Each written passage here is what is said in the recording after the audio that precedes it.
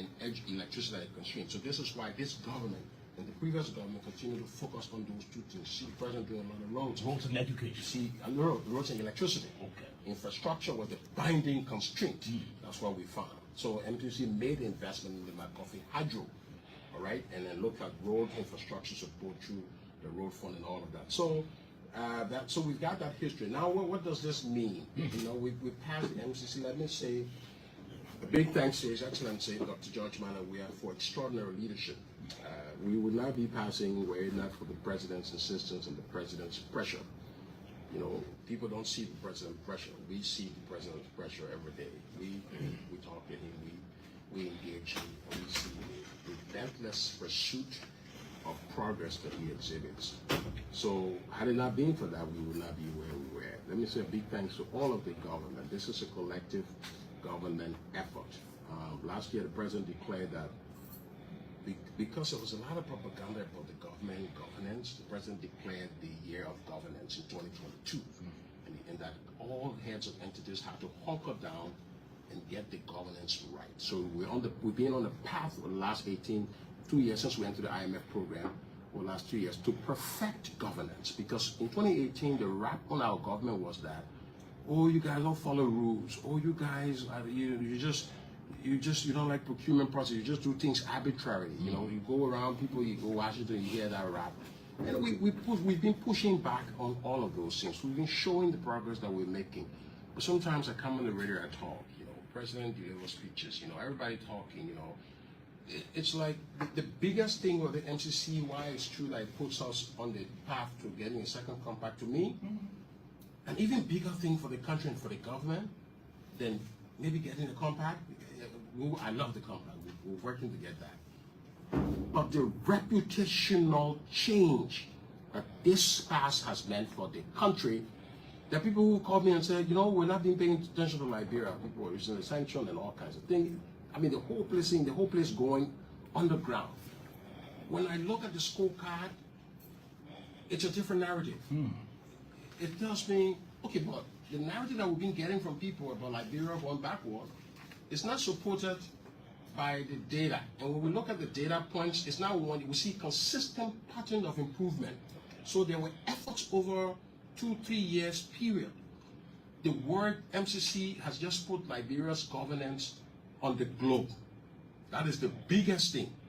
It's put the president's reputation on the globe that, well, this man appears to be enhancing governance in the country and transforming Liberia, and the data has picked that up.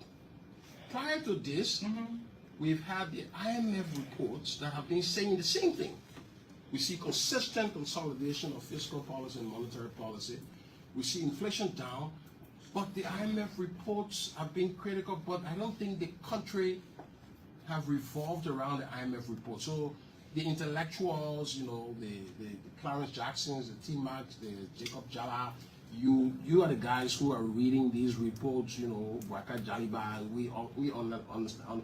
Those people who know the reports and they can analyze it, they're the one. The ordinary market people don't know what it means. Okay. I tell you, yes, I think on Sunday, a group of women came to my house to say thanks to the president and the government for the. And nobody ever came to my house for IMF report. Nobody ever came for even the U.S. fiscal transparency report that we passed. Nobody ever came. But I saw about 20 women saying, so why are you here? Oh, Mr. Thank you for the government, the MCC scorecard. My wife asked, why you know about the MCC scorecard? Well, what we know for the community now is that the government, a lot of the lies of the government are not true. That's what the scorecard is saying. Everybody's saying the government making progress. I'm like, wow. This is how big MCC scorecard has become in Liberia and in Liberian politics. So, in as much as I celebrate the past for the fact that we have a chance of getting the compact, which we were talking to, it's provided a new relief for people in Washington, D.C., for people in Brussels. I mean, you know, we've been talking about budget support, you know. I mean, the European ambassadors told me, they said, so, you know what, there's a strong performance, we got to think about this, anchor this to your budget support, you know. So, this will give us some edge with the European Union in getting additional budget support for the country. I mean, wonderful leadership with the president. Georgia is a blessed man, and I'm so happy to serve him as Minister of Finance. Tima? Did you ever think the whole MCC process was as serious as it is until Liberia passed now, or what? Look, if you ask me my preferred development modality, I will tell you MCC because they are attacking the private sector. So as an economist, I believe in the MCC model. Yeah, it's not arbitrary. They say the data say we should invest in growth. The data say we should invest in education. So scientifically, that's where policy should go as a binding constraint. So I believe in the methodology, and I know the methodology. So I have taken MCC process just as an individual very serious. Coming into the government, the president, the government have taken this thing serious. The president always jokes, they made MCC man, LEC man. So sometimes all the problem that LEC, the president puts on me, these are the guys who. So we accept that. You know, he's a humorous person. But we've taken MCC process very serious. The president even went and joked, so look, this thing here is a way to scoring our government. Let's face it. Because the scorecard came up from within, but president said, look, this is an assessment on our government. We have to double down. And then we begin to doubling down, looking at some of the reasons you feel sometimes are because of, you know, you're not reporting the right data. We've been fighting on data issues with different entities. The thing about MCC scorecard, MCC doesn't control the scorecard. The scorecard is aggregated from all over and it's compiled by MCC into their thing.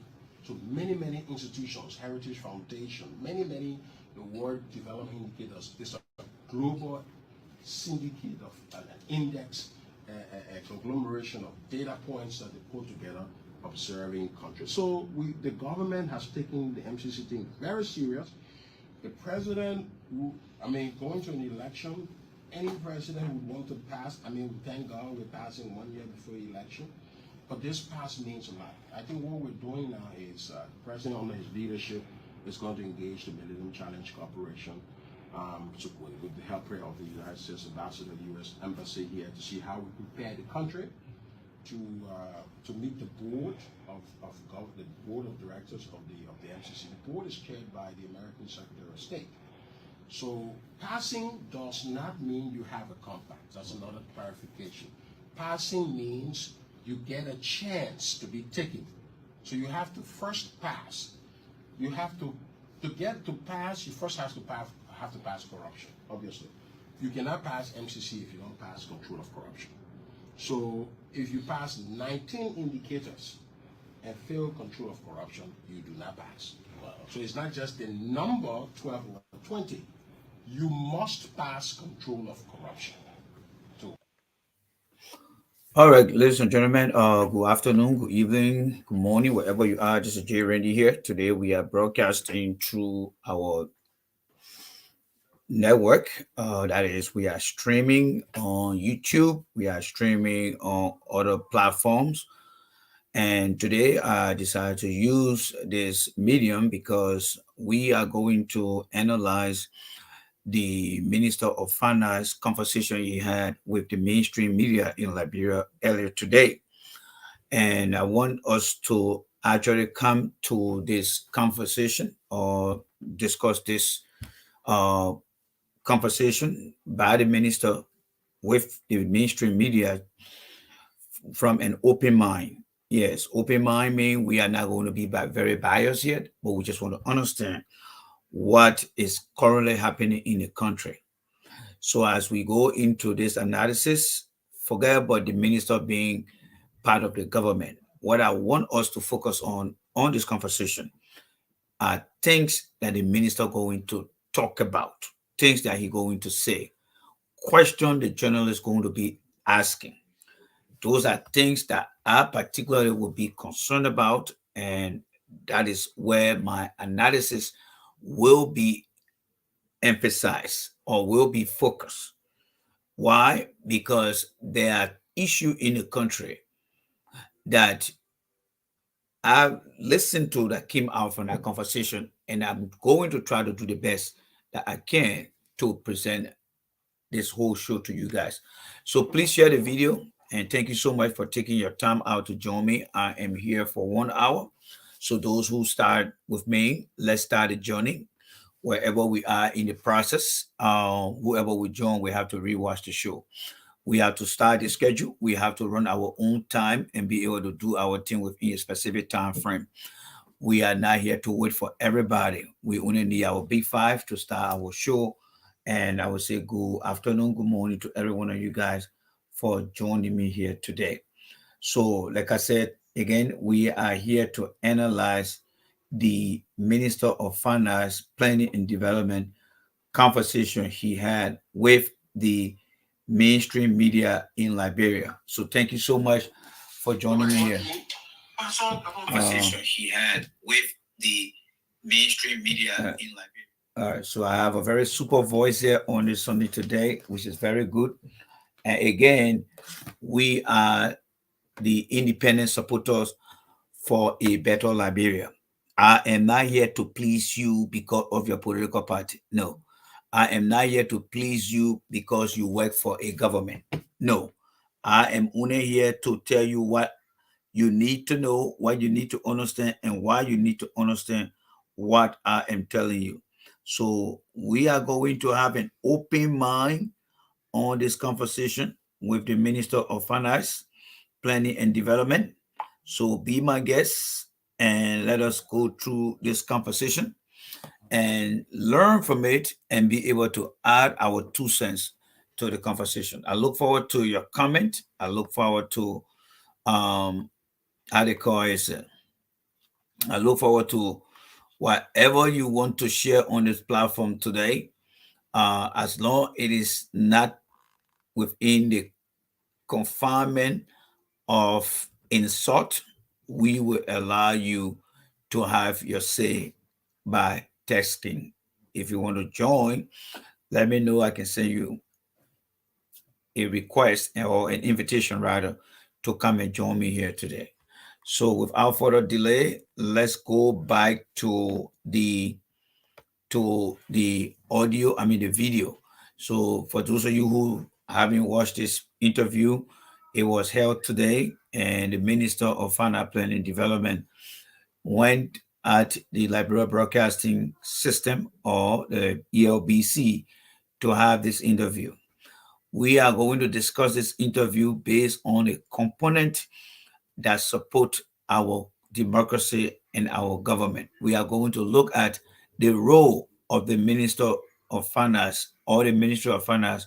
We are going to look at the role of the media. We are going to look at the role of the citizens themselves, and we're going to look at the role of the different talk show hosts in the country. What are they doing? This coming election, like I said today, in Liberia, people need to understand why they should vote on the issue and not on party line. Today in the United States, there are many Americans, there are many others naturalized Americans who are not Americans rather, that have voted and continue to vote at this time. They are not voting on party line. They are voting on the issue that they believe will protect and help them, and also the issue that will prepare a better future for their children and grandchildren. If we start to explain to our people the different challenges they are having in our country that we see as the issue that have prevented them from making strides in their lives and the lives of their children, if we don't begin to educate our people, they will always vote the way they want to vote. So without further delay, I'm going to put this thing up here so that we can begin to analyze this conversation with Minister Tuer. All right? So in 2016, we're in a compact. 17, we're in a compact. 18. All right. So as you can see from the video, Minister Tuer is in the midst of many talk show or radio presenter in the country, and he is about to talk about the scorecards that the government of Liberia just managed to win, or let's say became successful. So as we go along, we are going to analyze the key things that he will be saying here. All right. So again, we are only here for 1 hour, and we are not going to stay too much time here. The time has changed, so the new time we're going to be appearing here will be 7:30. Yes, we'll be running the show from 7:30, perhaps to 8:30. So if you miss it, you have to come back to watch it because the time has changed. So we want to make that adjustment. All right. So let's go ahead and begin to listen right now, folks. Let's go ahead and begin to listen here. All right. So the ball start now. We're in a compact 19, we're in a compact 20, we're in a compact 21, compact ends. Compact ends, then you try to apply for another compact. So you have to eat one bowl of MCC rice before you finish that one, before you go and get another one. So in that 5 year What you period, need to you never understand lost and why you need to understand. So what they do, what people confuse about is that during that 5 years, yeah, the government didn't pass electricity law, but that time they were eating the MCC rice. So that not passing doesn't mean that you're going to, even had we passed in 2019, we were not going to be eligible because the bowl of MCC rice was still before us. We had to finish it. The year where the year that was most important for a compact was last year. So 18, 19, 20 was not relevant for applying. We hope we had passed because what MCC looks at, it doesn't just look at 1 year score, the board. It looks at the whole range, how you're moving, the pattern. So we would have loved to have passed, but the facts are that we didn't.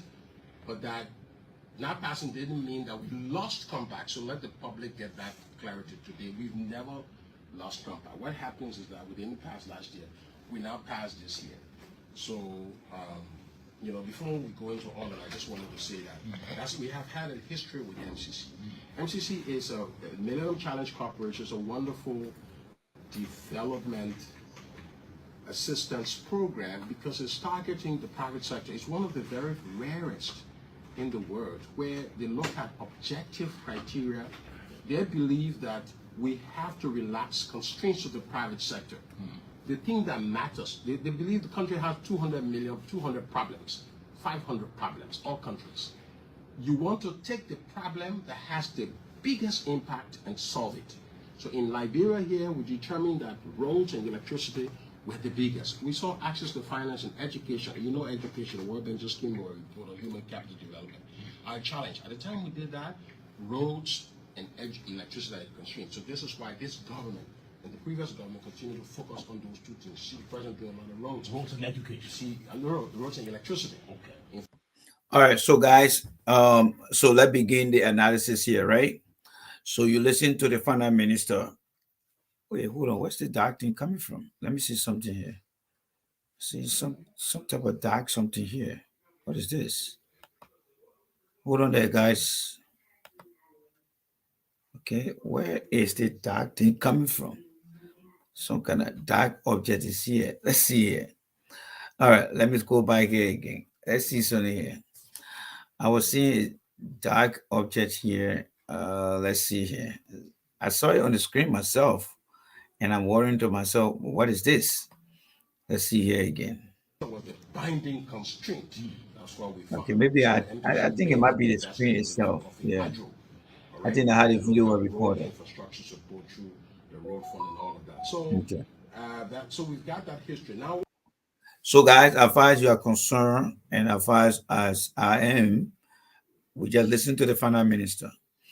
The Millennium Challenge indicators, according to him, from the prior government, they have chosen to focus on road improvement and electricity. Those are the two indicators that they have given a big chunk of their energy to achieve. So the government of Mr. Weir, through the finance minister, is saying, yes, while it is true that the Millennium Challenge indicators, we passed it, but their priority has been about road and electricity. So we're going to focus on that. However, there are other things that also need to be moving along in the country as well, too, right? So let's listen more here. But we do know that the focus has been on road and electricity. Let's listen to more explanation. What does this mean? You know, we passed the MCC. Let me say a big thanks to His Excellency Dr. George Manawia for extraordinary leadership. We would not be passing were it not for the President's insistence and the President's pressure. You know, people don't see the President's pressure. We see the President's pressure every day. We talk to him, we engage him, and we see the relentless pursuit of progress that he exhibits. So had it not been for that, we would not be where we were. Let me say a big thanks to all of the government. This is a collective government effort. Last year, the President declared that because there was a lot of propaganda about the government governance, the President declared the year of governance in 2022, and that all heads of entities had to hunker down and get the governance right. So we've been on a path for the last 2 years since we entered the IMF program, or last 2 years, to perfect governance. Because in 2018, the rap on our government was that, oh, you guys don't follow rules. Oh, you guys, you don't like procurement process. You just do things arbitrarily. You know, you go around people, you go Washington, you hear that rap. And we've been pushing back on all of those things. We've been showing the progress that we're making. But sometimes I come on the radio and talk, you know, President delivers speeches, you know, everybody talking, you know. It's like the biggest thing with the MCC, why it's true that it puts us on the path to getting a second compact, to me, an even bigger thing for the country and for the government than maybe getting a compact. I love the compact. We're working to get that. But the reputational change that this pass has meant for the country, there are people who call me and say, you know, we're not being paying attention to Liberia. People are recently sanctioned and all kinds of things. I mean, the whole place going underground. When I look at the scorecard, it's a different narrative. It tells me, okay, but the narrative that we've been getting from people about Liberia going backward is not supported by the data. And when we look at the data points, it's now one, we see consistent pattern of improvement. So there were efforts over 2-3 years period. The word MCC has just put Liberia's governance on the globe. That is the biggest thing. It's put the president's reputation on the globe that, well, this man appears to be enhancing governance in the country and transforming Liberia, and the data has picked that up. Prior to this, we've had the IMF reports that have been saying the same thing. We see consistent consolidation of fiscal policy and monetary policy. All right, so what the minister is trying to explain here to you guys is no matter what the opposition says, no matter what other Liberians think of the government, the Millennium Challenge success for this year has boosted the government ability to govern in some fashion.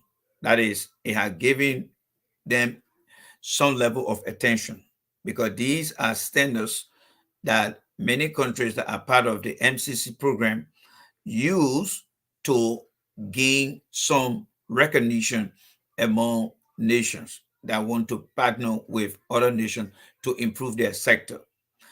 The second thing the minister is saying too is, over the past years, I think 2 or 3 years now, they have managed to work with the IMF in adjusting budget and making other policy adjustment. And he believed that these 2 indicators that come from the OSA, that I call the external assistant, are things that have really helped the country to get them to where they are. I don't know about your position, but I'm just here to tell you how he is disseminating the information.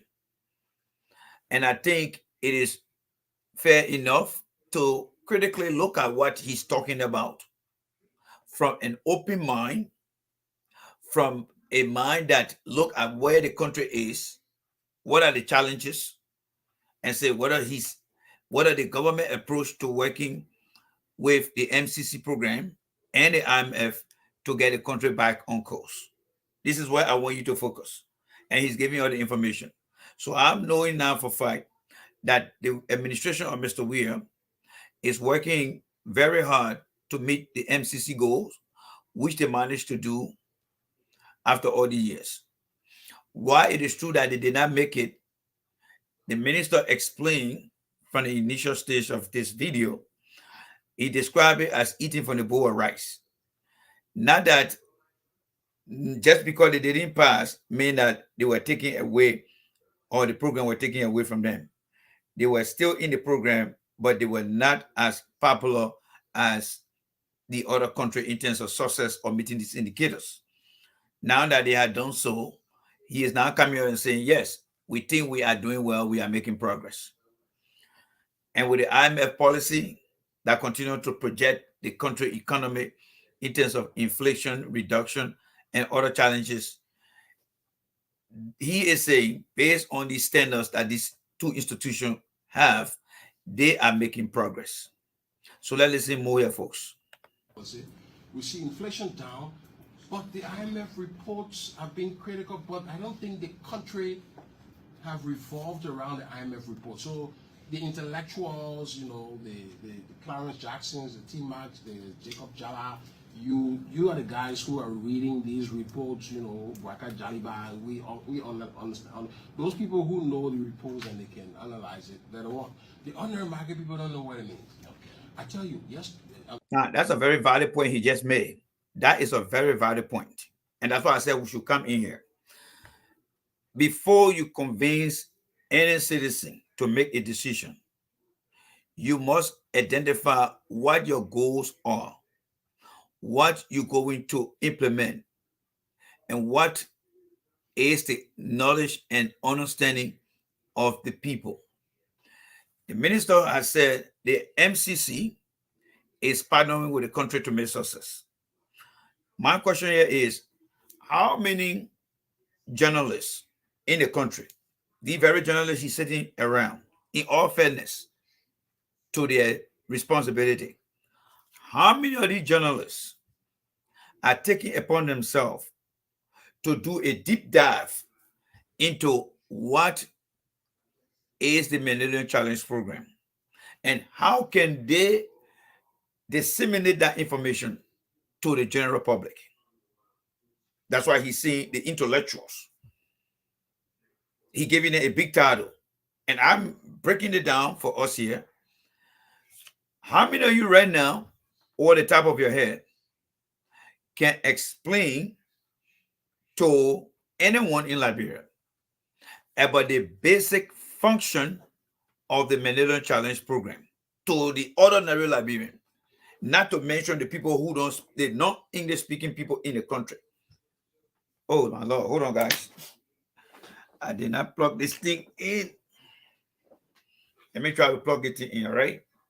So again, guys, you are listening to Jay Rennie, the very independent platform for a better Liberia. What will make Liberia better is our ability to be able to comprehend, understand things that are happening on both sides of the aisle, things that the government is doing, things that the opposition are saying. We need to be able to explain this thing to the voters out there so that they can be able to make an informed decision. So the minister is saying that the IMF report, the IMF usually come every quarter to discuss with the Liberian government, because the IMF always come and say you're doing well, but here is the other assignment, you'll go ahead and do it. And every time the IMF come, whatever performance the IMF will give the Liberian government, the minister is saying to the journalists, you always receive the report, right? Yes. But the question that I have, how many of these journalists taking their time to break this thing then down and explain it to the Liberian people so that they can understand not only the partner that are working with the government of Liberia, but what the partner is telling the government and why they need to know? That is the disconnect. That is the disconnect. Now, when you go on the opposition side, they don't even discuss it to the understanding of their own supporters. That is the dishonest part of the opposition. So when you lack the ability to carry out these things, then we have what I would describe as a capability problem. Yes, we have an applicability problem, meaning we don't know where to apply these things. And because we lack that, the voters will not be voting on the issue because they don't have that knowledge. You follow me? You follow me? You see, many Liberians would not want to listen to these things. But you know, as an experienced person, you must be willing to listen and make an informed decision. But because this thing is not blasting on the government or blasting on the opposition, we have only people who are in the middle. But do you think it is the right thing to do? No. So the question here is, of everything the government has been doing, working with the international partners, if you were to walk into any community in Liberia tomorrow morning and ask them, what is the purpose of the MCC in this country? You know, the people put on the BBC on it. What is the purpose? How much information do you have? They're not willing to explain those things to the Liberian people. They are not. They are not willing to explain these things to our people. But yet and still, they want the people to go and vote. But what would the people be voting on? The media, the talk show hosts, they're not explaining these things. Is there anything wrong to make the people to understand what is the purpose of the Millennium Challenge? No. But I'm sure in other countries that are within the program, they are doing everything possible to explain these things to their people so that their people can understand what that government is doing to help them. But how many of you guys actually know the function? Or how many of you guys have tried to explain these things to the Liberian people? How knowledgeable are the Liberian people on these different partnership projects that the government of Liberia is working with? How many of them? From the day of Ellen Johnson Sirleaf, how many Liberians can you sit across to have this conversation? Which platform do you ever go on instead of then taking a whole day and having an inter-cross connection or conversation? Like the United States Foundation for Africa. How you saw those panels of people sitting there discussing issue as it relates to the program they are carrying out in Africa. When you listen to these people, they make it sound and case. Now, all these guys that the minister is having the conversation with, these are guys that run the BB show in Liberia. But what are they doing? What is their vision to sitting on a platform on a radio?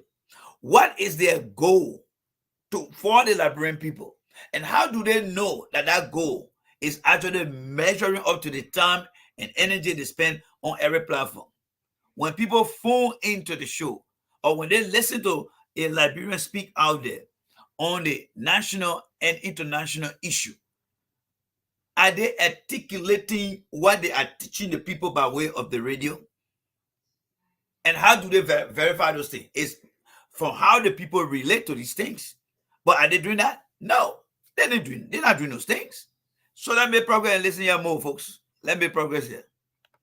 I think on Sunday, a group of women came to my house to say thanks to the president and the government for the.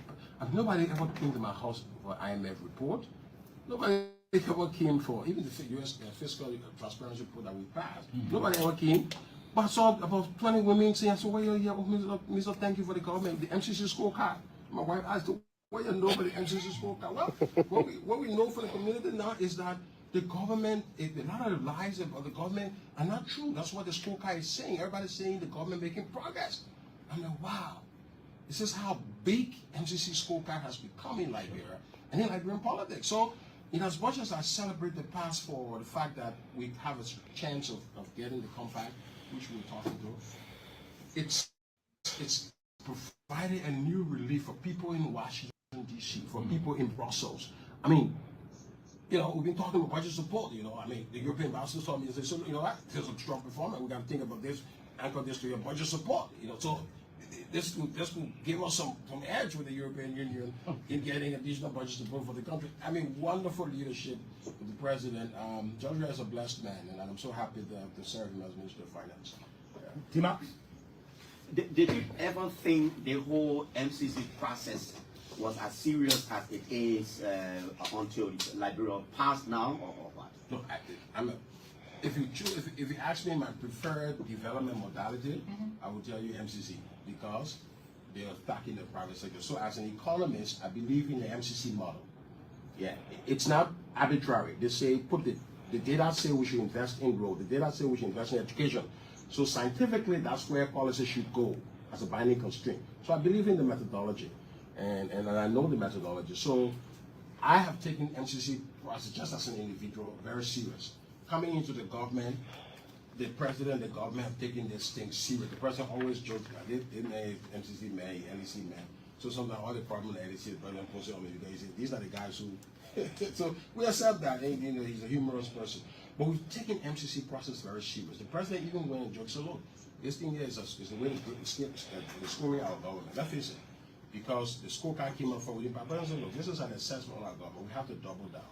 And then we begin to doubling down, looking at some of the reasons you feel sometimes are because of, you never really putting the right data. We've been fighting on data issues with different entities. The thing about MCC scorecard, MCC doesn't control the scorecard.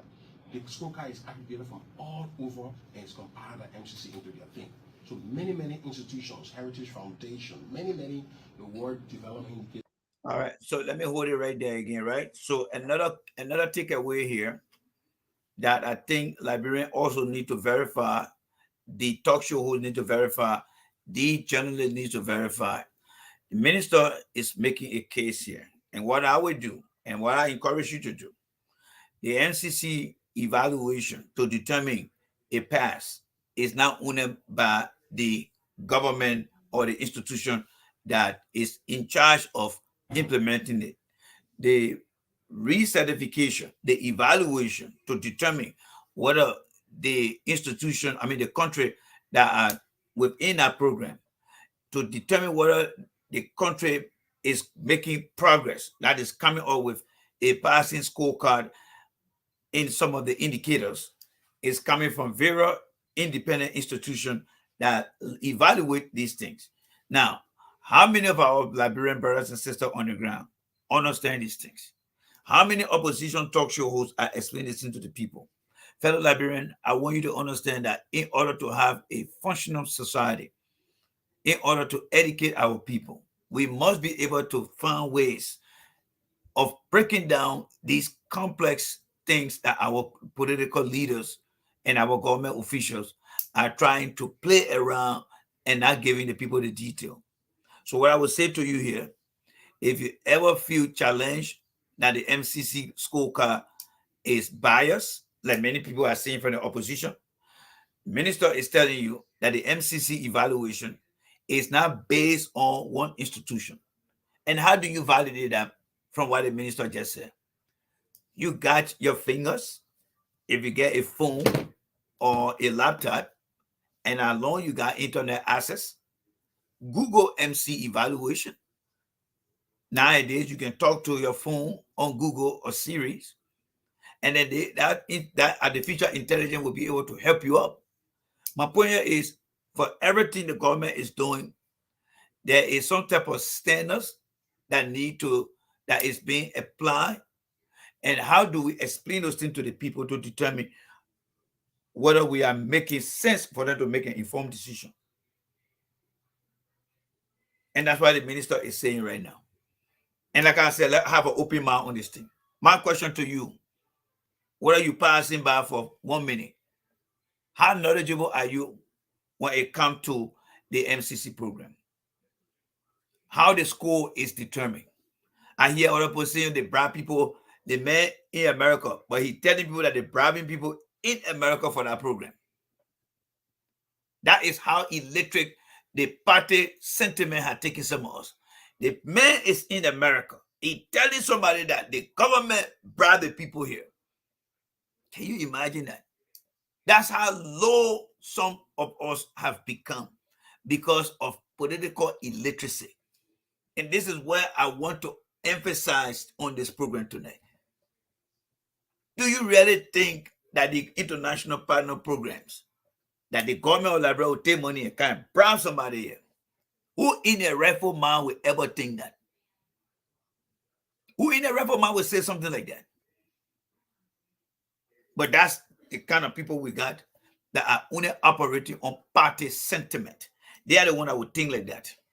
Instead of them doing their due diligence, seeking for answers, researching for links to get result, they just come on the program and say the government bribed the people. Are you kidding me? That government of Liberia will come here and bribe these people. Yes, some of them came over. I was listening to a show. The guy called on the show, and he let know that scorecard the people bribe. So the guy who was running the show, the guy said, "So what about the time the government did not pass? Oh, I don't hear, but I don't want that."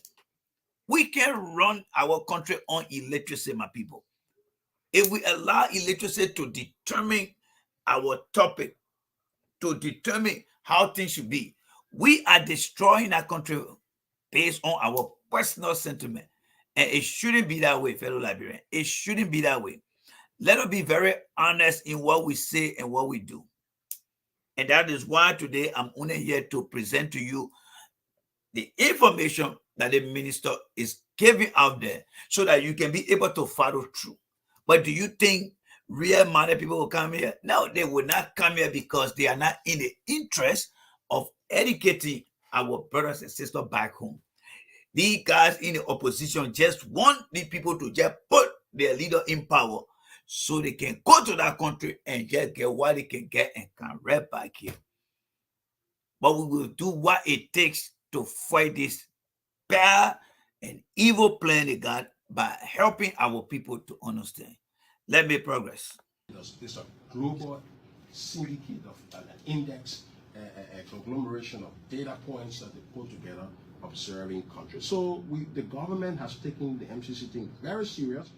The president, going to an election, any president would want to pass. We thank God we're passing 1 year before election. But this pass means a lot. I think what we're doing now is the president under his leadership is going to engage the Millennium Challenge Corporation with the help of the United States Ambassador, U.S. Embassy here, to see how we prepare the country to meet the board the board of directors of the MCC. The board is chaired by the American Secretary of State. So passing does not mean you have a compact. That's another clarification. Passing means you get. All right. So another vital information that he just passed on here.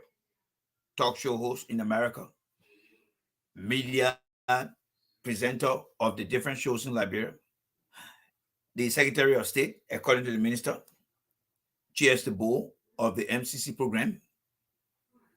And it is the same Secretary of State through other departments within the United States that came up with a report that labeled Mr. McGill, Bill Traore, and Serena Seaver as people who are on sanction, or they listed to be on sanction, right?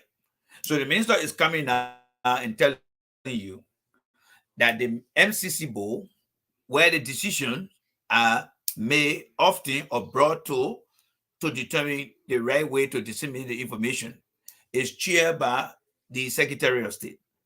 These are people who hold the Constitution of the United States to serve both domestically and internationally. So for people to come and say that people are bribing when you have independent institutions, I think it is a disservice by the opposition to the Liberian people. They are not being honest with the Liberian people. They believe that by lying to the Liberian people because of the limited information they have, is going to give them the presidency. My brothers and sisters in the country today, many of you guys did not vote for Republican. Some of you guys look at me right now here today when you're voting. Most of you guys did not vote for the Republican because you know the Republican agenda does not favor you in many ways, except for a few ways. And you walk into that ballot box today and you'll never voted for many majority in terms of the Republican vote today. Why? Because you know the truth. Somebody told you the truth, you learn the truth.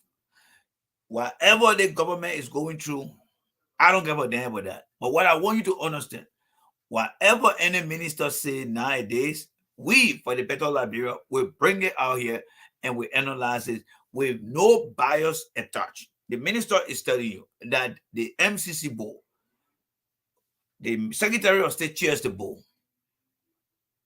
If you want to do a FOIA request, that is the Freedom of Information Act, we should be able to teach our brothers and sisters in America. Do you think that many Liberians know the FOIA request process in the country? No. They don't work in this area to understand some of the technical ways to get things. But how do you encourage them? Is to say, look, whatever the government has done in our country, do you know that you can FOIA request it? Provide them the link. Teach them what to do. They themselves in the country that have all the greater access, when they learn something from you, they will be able to go and sit near, in front of the computer and do their own research. The reason some of them are so lacking in these things is because they don't have the people who will give them the knowledge. Rather, the minister is telling you that the MCC board is the Secretary of State. You can call the Secretary of State, you can go to the website, you can ask for information and make sure that you validate what the minister is saying. And by you doing that, you're making yourself well informed. So those are in Liberia that are running a different platform too. They should be able to give a structural analysis of the MCC and its different function so that Liberian people can understand. But they're not doing these things because they are dishonest. And they will not want to hear what I'm saying. But I just have to say what I have to say because I just me. Let me progress. And a chance to be taken. So you have to first pass. You have to get to pass, you first have to pass corruption, obviously. You cannot pass MCC if you don't pass control of corruption. So if you pass. All right, so that's another valid point there again. You know, for me, I'll take my pen and my paper and jot down everything the minister is saying. To pass the MCC, you first have to pass the issue of corruption, right? Now, at what degree is it considered to be a pass? Let's say in most instances, when you are in grade school or in college, they always tell you, say, from 70 and above is passing. So the minister said, from 7, to pass the MCC, you must pass corruption. At what degree of corruption does a nation need to have in order to pass? That is a question that these journalists also need to be asking. But do you think they're going to ask that question? Well, let's wait and see. I know some of you guys have watched it, but we are taking an analytical approach to what the minister is explaining here. Well, I would be very curious if I were you and never knew that, and up to now don't know that. I would be calling on the Millennium Challenge and say, hey, look, I heard from my minister in my country that in order to pass the Millennium Challenge, you must have some good marks against the fight of corruption. How can I verify that information? What policy says that? Do you have the means to send me that policy? And then they send it to you, you sit down and read it. That way, when the minister is talking, you say, yes, he is making point or he's not making point. But these guys that run this show, are they educating our people? Like I said, the year is coming to an end. When you ask a group of Liberians in the country, sit across from them and ask them, what has been the issue in this country? And what will you be voting on next year? And who will you be voting for? And why? They cannot articulate this issue because people are not being fair to them. They are not educating our people. So that's a very valid point over there. Let me progress. As 19 indicators and fail control of corruption, you do not pass. Wow. So it's not just the number 12 or 20. You must pass control of corruption to be considered. All right. So the key thing there is control of corruption. That is the underlying words. If you want to do your due diligence, he said you must pass the control of corruption. Now, some talk show hosts or some people who don't have good comprehension will come and like, oh, the government said they must pass corruption. No, according to him, and you got to be able to quote these things in order to put yourself in a better position. And that's what I would say. According to the minister, you must pass the control of corruption. That is a threshold line you must pass, the control of corruption, in order for you to pass the MCC program. You see, in order for you to discuss these things, you must be able to listen to people who are engaging themselves with this program, take what they're giving you, and then go and verify or validate what they're telling you. When you get these things, then you can come and have a discussion here. Ladies and gentlemen, how many of you guys right now, since the show started and I started talking, do you know how much you have learned a little bit now about the MCC program and the function of the government? I'm sure you have learned something, right? And these things can become an independent reference for you if you follow through on them by doing your own due diligence, which I will encourage you to do. But because our talk show hosts and the guys in the traditional media, they don't invest their time and energy into giving Liberians a clear and clean bill of information, they tend to misconstrue things when they jump into discussion. And that is why you hear some people be telling you, say, oh, they bribe the people. Or why it is true that you're playing politics, you are actually exposing not your own illiteracy, but you are further destroying the country image out here. Because for somebody to say, oh, they bribe the people in Washington, D.C., you may not be living in Liberia, in America, but those who know you to be a Liberian, when somebody who understands how illiterate Liberia is, and they come across you, you will also be considered as someone who is not literate, but illiterate. So whatever we help or can do to help our people back home, we must be able to provide the necessary information for them to be able to understand and be able to relate and explain. And in the end, you not doing that part, they will listen to you more. But when you start lying to them and then they start seeing the lies, they're not going to trust you. And many Liberians today, that is one of the reasons why they don't vote the way they vote. You give them money, they go and vote for you.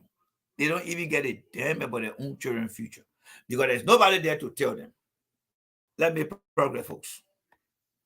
So it's a must that you pass among all the indicators. So the whole idea is that, what that pass signal is that over time, the countries, the ranking Liberia along with other countries.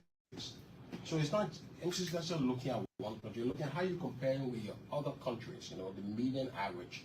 And that's the score we get for corruption. We have to do a lot more in the fight against corruption. You know the efforts that we are making. You're aware of the LACC law, all right?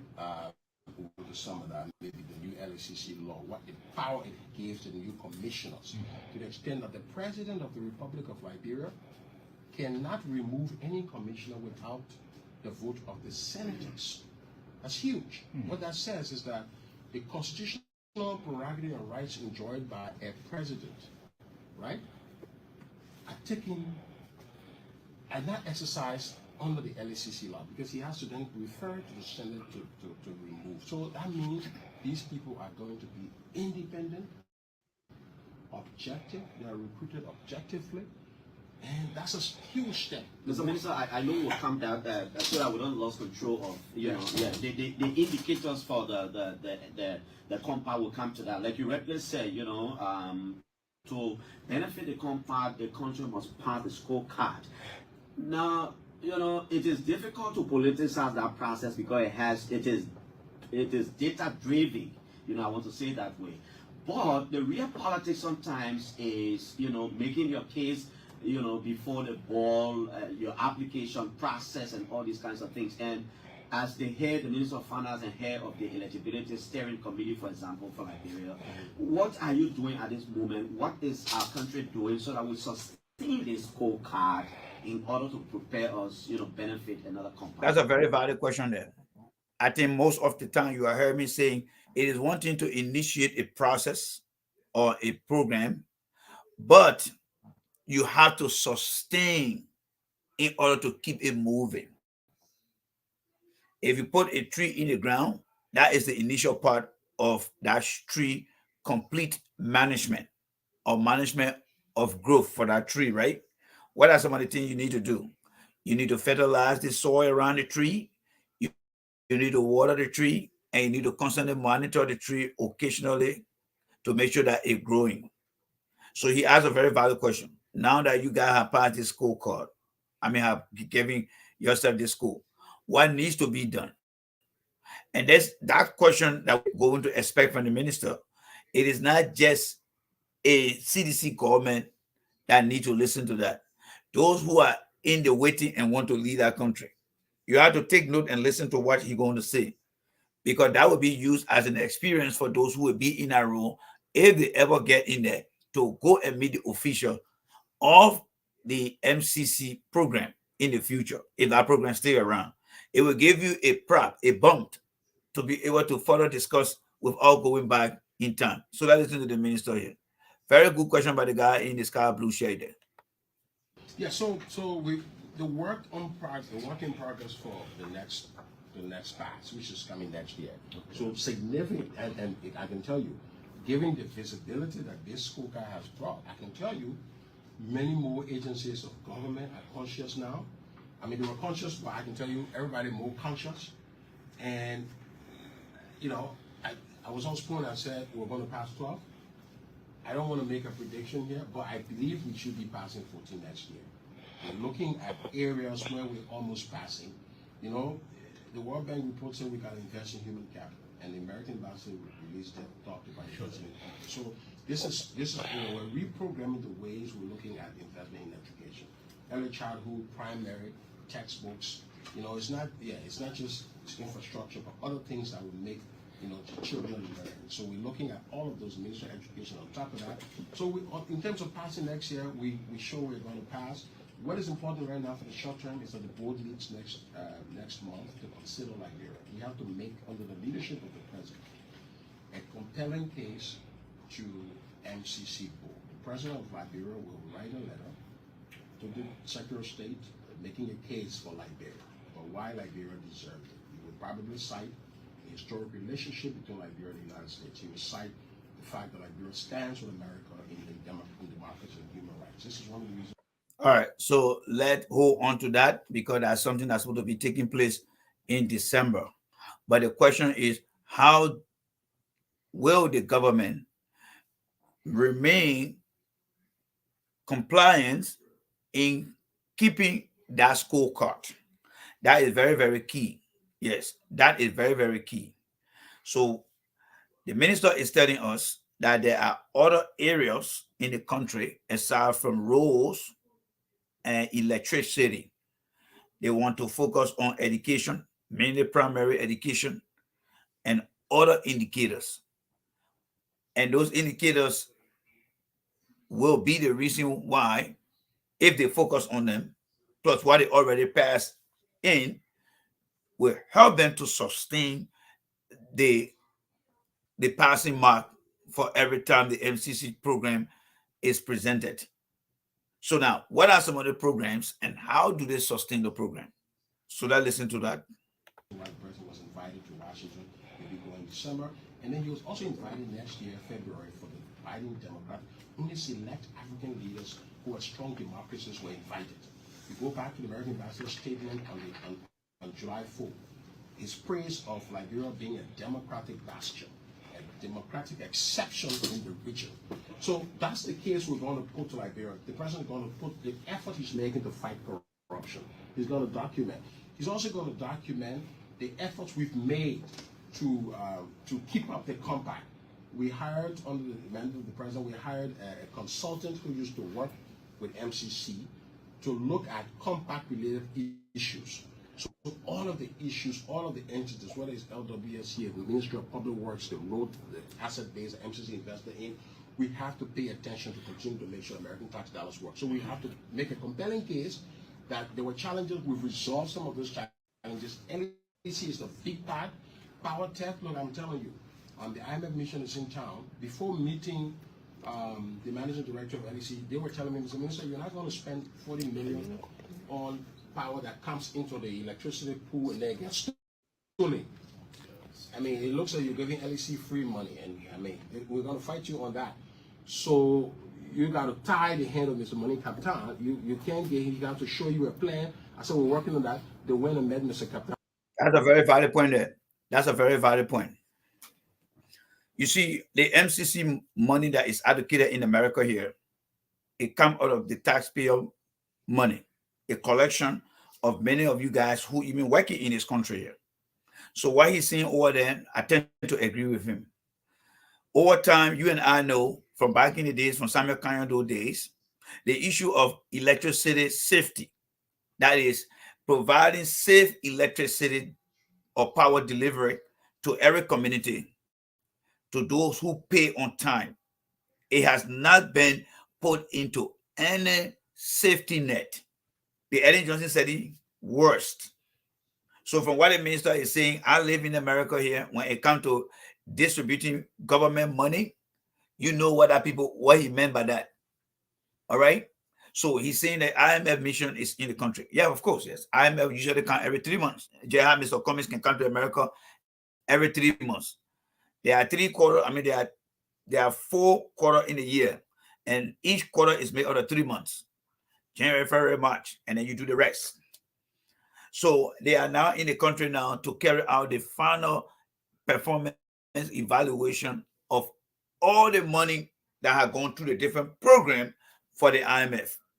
They're going to be meeting with President Weah, or they are already met with President Weah, because he's not in the country now. I believe they have already met, or they will be meeting with whoever the president left in charge. They will discuss the performance for the last quarter in the year and give them a projection along with their passing marks.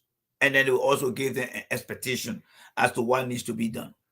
Now, remember, the Millennium Challenge program, according to the minister, not me, the government of Liberia has decided to use that money they're getting to focus on roads and electricity. Now, the electricity, according to the minister, and for what I'm understanding from him, the supply of electricity to the general public in Liberia, it is a fair game, but it is not being done on a platform of transparency. So the LEC uses fuel and other procurement and other equipments and manpower to run that turbine to get it working to supply power.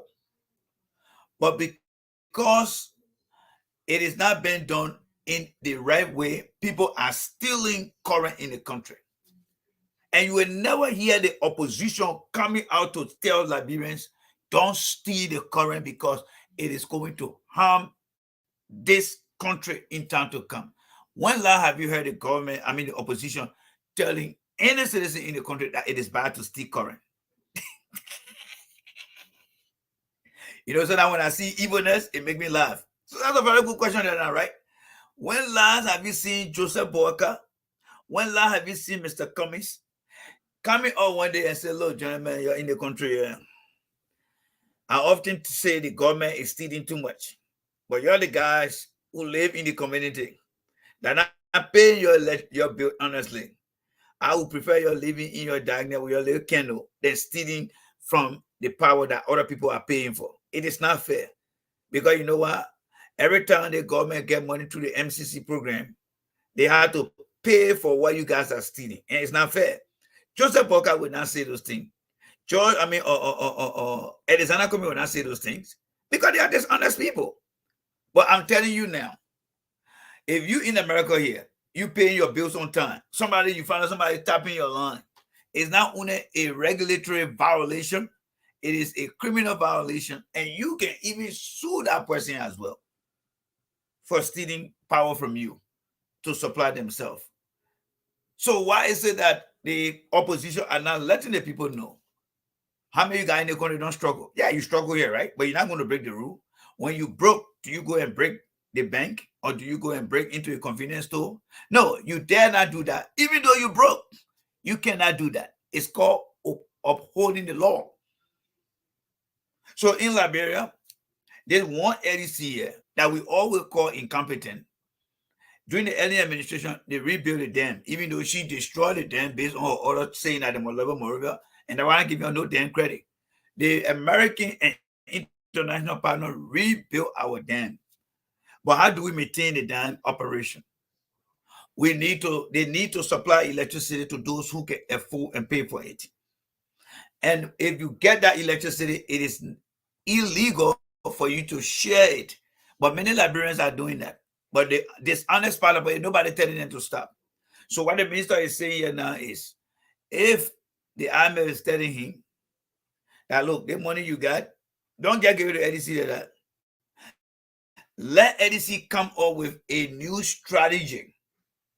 Let EDC do a applicability studies to determine where the electricity need to be applied so that people can pay.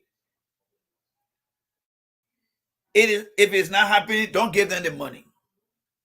Then they are simply telling Mr. Toer, if the guy cannot do it, you got to let him go. Because you cannot be the EDC managing director. You paying for fuel, you paying people who work for the company, you paying for equipment maintenance, but the way you're supposed to get that money back is through the electricity you're supplying. But then there are other dishonest Liberians in the country that are stealing power. I don't give a damn whether it is the government official or not. You got to be able to stand your ground as EDC managing director and call out people. Come up with new program. What can I do to prevent power theft? And that's what the minister is saying here. That's what the mayor is saying. The international partner is saying, don't give money to EDC if they cannot find ways to reduce power theft in the country. I think, again, he's not wrong. But how many of you guys that run your different platform here, that got all the bigger platform, how many of you guys are able to explain to the people of Liberia what I'm explaining here? You that in the country, every little money you make, they're taking money from on your paycheck. It's part of some of the tax data that people send abroad. You know how hard you work in this country. And somebody just take your money, give it to Liberia, and the government do nothing about it. The people in the country stealing electricity, then they come back to you again. Come on. Let's make progress. When they came back, their opinion changed. They're like, you know what? We're putting you under pressure, but we met the names up. We see that. That's what the president's going to document about the progress being made to turn LEC into a viable entity, because the American government is concerned about that since they made an investment in that space. By the time the president does that, the president is going to demonstrate a pattern, okay, of governance improvements, consistency, the outlook, what we've done through COVID-19, how we stabilized the macro. The president has achieved, I'm saying as an economist, probably the fastest collapse of inflation in recorded history. 31%, now inflation is down 7%. You can't have that collapse. Everybody's asking, what is Liberia doing different? Because Liberia looks like an exception. All right, at the World Bank annual meeting, we told the story of Liberia. The president is going to outline all of that in his letter of request for a compact to the Secretary of State, to the MCC leadership. Mr. Minister, let me beyond that. Let me put all Liberians. But let me finish that. All Liberians have to line up behind the government now, because MCC compact is not a political thing. Okay. It's a development thing. When the money comes, when it's for education, roads, power. So from what I'm gathering here, folks, I will agree with the minister that whatever case Mr. Weah is going to make in this country, because you and I, many of you guys live in America here, so that's why I'm referring to this country. If you live outside of Liberia, let me just put it away, and it will fit everybody. Mr. Weah is coming to the United States. The compact package and compliance that Mr. Weah is going to present, because what the minister is saying, from what I'm understanding, and like I said, let's discuss the thing with an open mind. We should see ourselves in the classroom and not in any political party camp, then we'll get a better understanding. He's coming to the United States, the president. He's coming to make a case to get more money. It cannot be a better time than the time where election is coming next year. And that is why the minister is asking or saying, we got to get behind this government. Because if the president make a case, and the case is accepted by the American government and partners, Mr. Weah is set for re-election. whatever case he makes, if it becomes fruitful, when he stays, that money will go to Liberia. When the new government take after him, that money will also go to Liberia. And who's going to benefit? The Liberian people. So I agree with the minister to say, let us support this idea. Now, let's look at the president aspect. The Millennium Challenge plus the African Summit, the president is going to look at good governance. So this whole issue of the Millennium Challenge program, where the president scored more, it put the president in a better position to go and make a case when he meet Joe Biden. Because who measured the performance of the scorecard? The American. Who is on top of the board of the MCC program? The Secretary of State. And where is the program is going to be held? In America. So Mr. Weah stand a better chance now based on that MCC scorecard. If Mr. Weah have flown that scorecard, he will be gasping for air because he will be in no position to make his case.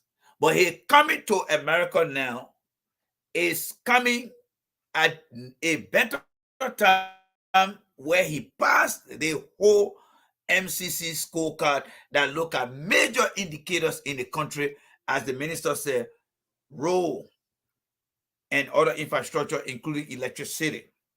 It put them in that position. So what is he going to look for now as part of that indicators? Like the president and the minister said, education and other things. Now, Mr. Weah he's going to make a case with good governance, and the reference there, they will look at the scorecard that are independently evaluated to determine the pass. They will look at it and say, yes, if the MCC can pass this government in this area, it's not bad.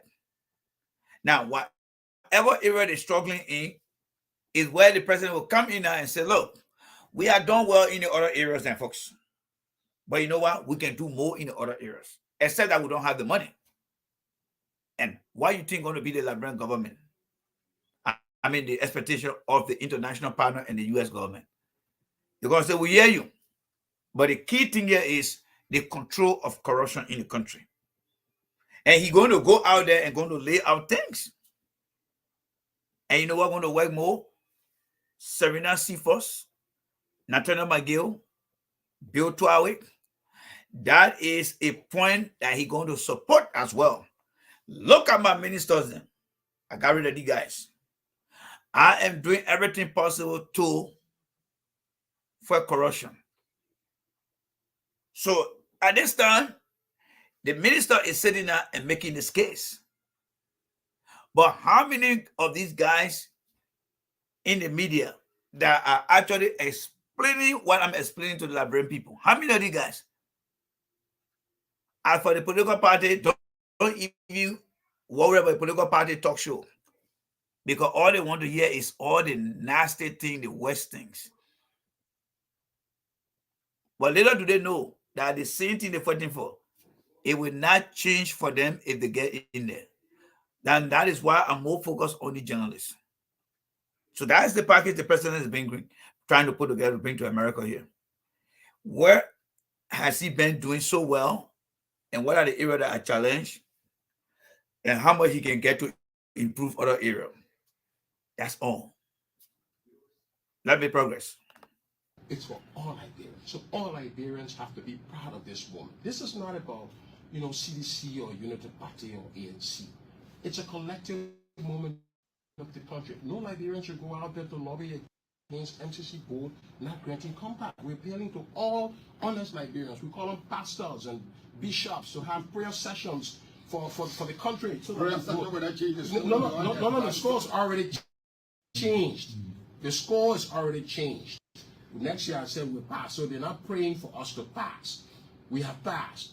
They are now praying for us to, for the board to consider us. And I've said the president not going to say we pray. The president going to say what we have done, what we will do. He will show the data. And do we know how much money is involved? We hoping. Let me get to this because the Millennium thing has got to be the only thing that we didn't know about is being truncated all over the place. And I think we should, the minister and his team should be very, very careful how you control people's expectation as to the result that we're getting today. It is in my mind, I hope people understand that it is not a huge thing. If you look at our scorecard last year, and where we are now is not that gigantic jump to where it is. Though we are in the we better off now than we were yesterday. But the minister said something which I want. What do you mean it's not a gigantic jump? This is an interactive thing. No, hold on. No, you hold on. We move from 9 to 12. What do you mean it's not gigantic? If you do the average. No, Minister 12, all due respect. Gigantic, no. He's right. It is not a gigantic jump. All right.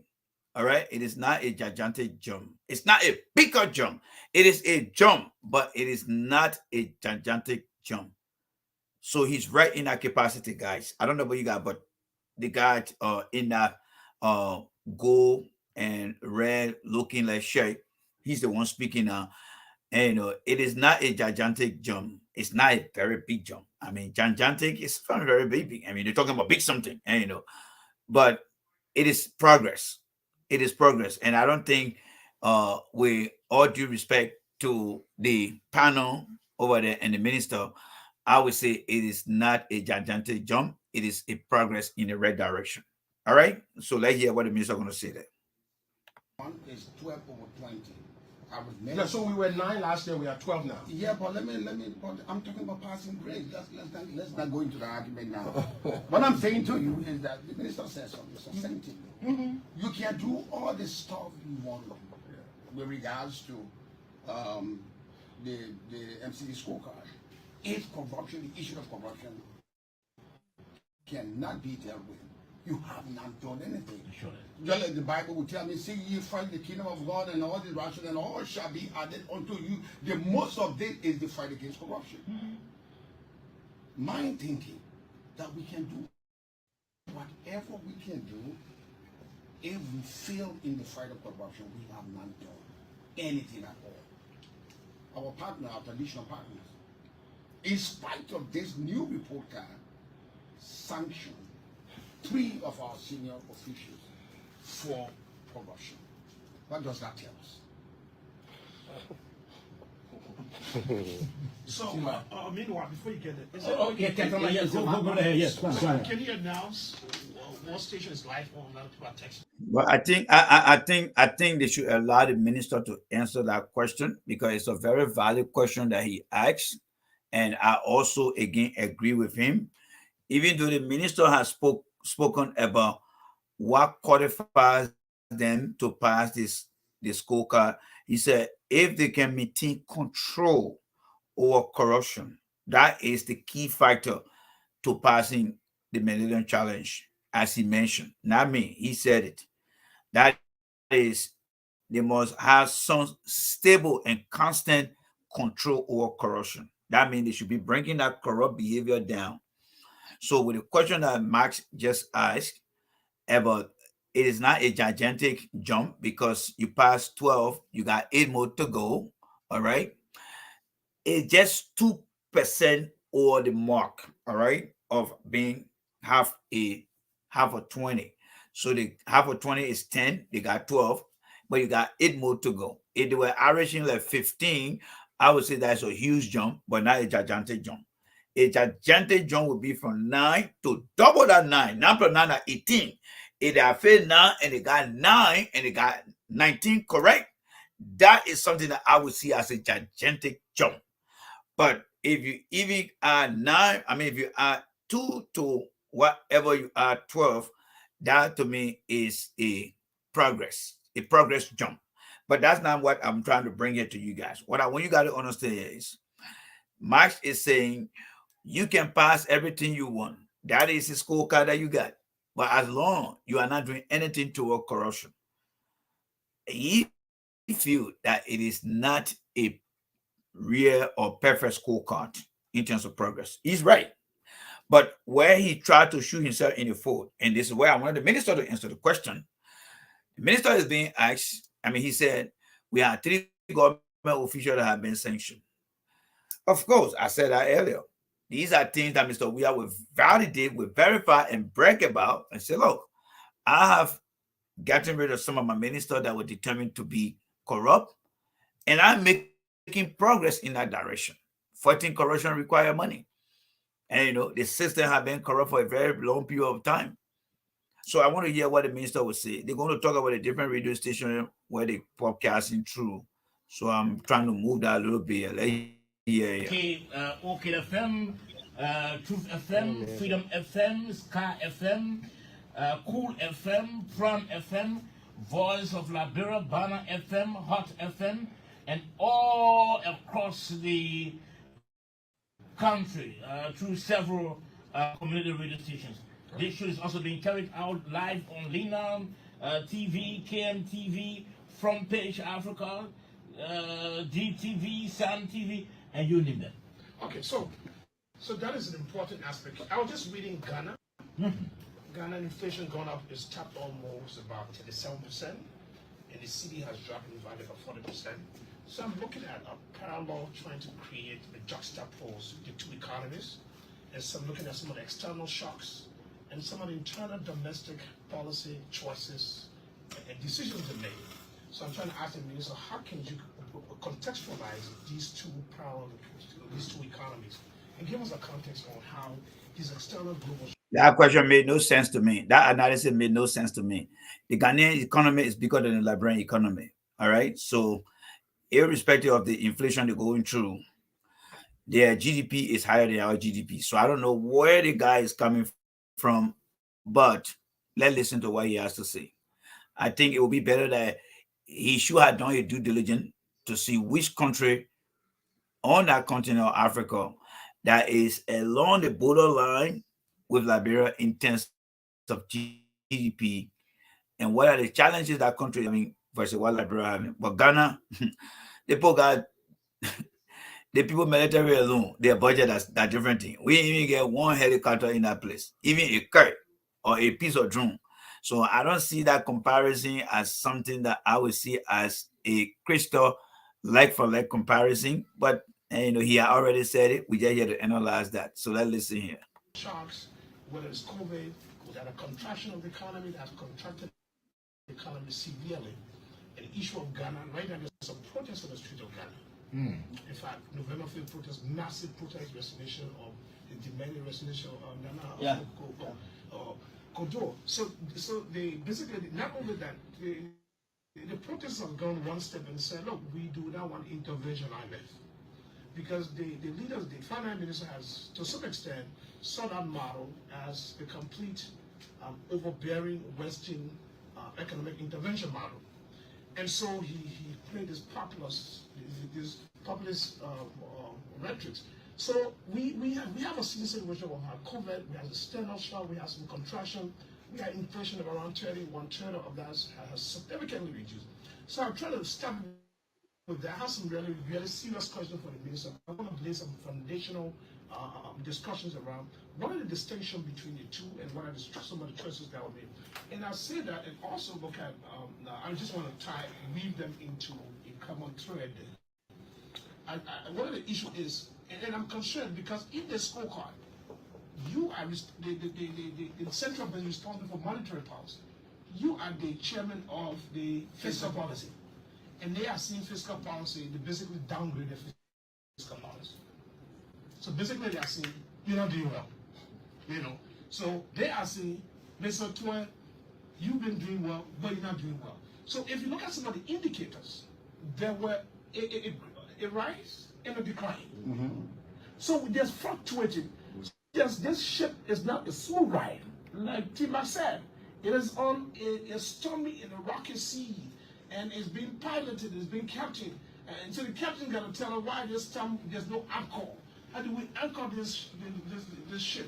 So I think Tima asks a fundamental question that says, Tima, your celebration with realistic understanding or what is the city? So I'll get that foundational question. I have other questions, but I'd like to give you a kudos because I almost when you came there and made a commitment, a sample. Man, you're talking too much, man. Hurry up. People, we should have the courage and the decency. So you've been condemning me? Not only No, he's condemning giving you the credit. general public. No, no, no. If the actions condemning will be condemned. Okay, let's. These are important questions. And look, we're not making the MCC scorecard as the be all and the end all. Okay. We are saying it's indicative of a trend, of a direction. We're not saying there are 20 indicators that capture different aspects, you know, investing in people, democracy, rights, control of corruption, all of that, economic freedom. We're saying the trend looks like the country is moving upward. If you didn't look at the MCC scorecard and you listen to a perception of the country and propaganda, and somebody reported to you, they say, oh, we hear that nothing is happening in the country. Now, what the scorecard has done is that the people who don't pay attention every day, they all of a sudden look at all the schools and say, maybe the reports we get about the country are not factual. So maybe there's something there. So I want to pay attention to what the government is doing. That's what he's saying. And that's true. That is absolutely true. And that is the disconnect. And you think who is fostering that disconnection? One is the opposition. The opposition is not giving the people the rightful information. And another element is the media. Because Liberians only see the end result, but they don't understand how these results come about. And that's why I think he's trying to explain over there. And I do agree with him on this one. The discontinuity is like you go into school, your parent don't know, or you don't know your child homework because he or she don't show it to you. You don't see the quizzes, the test, the exam. You only see the report card. But how do you know your child is making progress? Your child and you need to work together to make sure that you go through the assignment and do the homework and other stuff. So what he's saying over there, the responsibility of the fourth estate is to be able to take this information as the government project or any government project and explain it to the Liberian people. But they are not doing those things. Either they are in the pocket or some politician and neglect the fact that they owe that responsibility to the Liberian people to explain to them. They don't want to do it. And that's the disconnect he's trying to explain here. Let me progress. How do we get to all these points, all right? Like fiscal policy. What we call fiscal policy on the school is basically the government deficit, meaning the borrowing. This is it's been a tough indicator for, I think we passed it once in the last 15 years or so. It's tough because as the government gets grant and budget support, and part of that is also loan.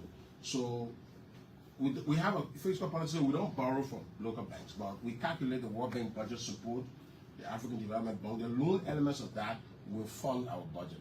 So, you know, if you go above a certain deficit, then you go below the median. When you look at the fiscal policy score, you do see it almost touching. So we are almost, actually, we thought we were going to pass. So it's 3 dots. You can pull the graph and you see 3 dots moving up relative to the 2 years. We are almost at the median. The median is negative 3.3. I think we are at negative 3.6. So we almost there. We thought we were going to be there. And this is the fight that we are on with the IMF. One of the indicators we track is primary deficit, fiscal deficit under the IMF program. So when the MCC board looks at fiscal policy, when they read the IMF report, we pass fiscal policy, but they do see the thought and say, if you control a little bit tighter, you just jump over. That control tighter means when you control tight, when you stay within that tight, when you stay there, sometimes I let us say, if I pass fiscal policy, I don't know where I will be Minister of Finance.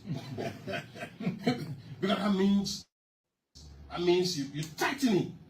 You tighten. So sometimes you pass other things, you continue to fight. Your government has to spend. We say the president said no borrowing from the central bank, no borrowing, the law said no borrowing from banks. So we have to live within our means. So this is where you see when we control the spending that way, then we want to stay within the margin of the deficit. But if you're a policy. All right, so that's a very valid point there again. And that's a very valid point. And it's sad that people don't teach these things, they don't analyze these things to the Liberian people. And this is further increasing the illiteracy among us as Liberians. Because you see, in mathematics, there's something called constant variable.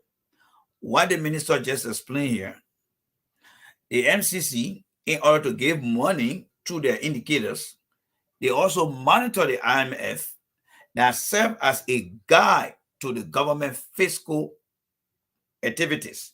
That means, like he said, the fiscal activity means don't borrow or put yourself into more debt. Control your spending. So for some of us who like to just waste money here and there, it's like you get your financial advisor who tells you, don't buy Louis Vuitton, don't buy David this, David that, because you will put yourself into debt. Control your spending. That is why he's explaining here right now.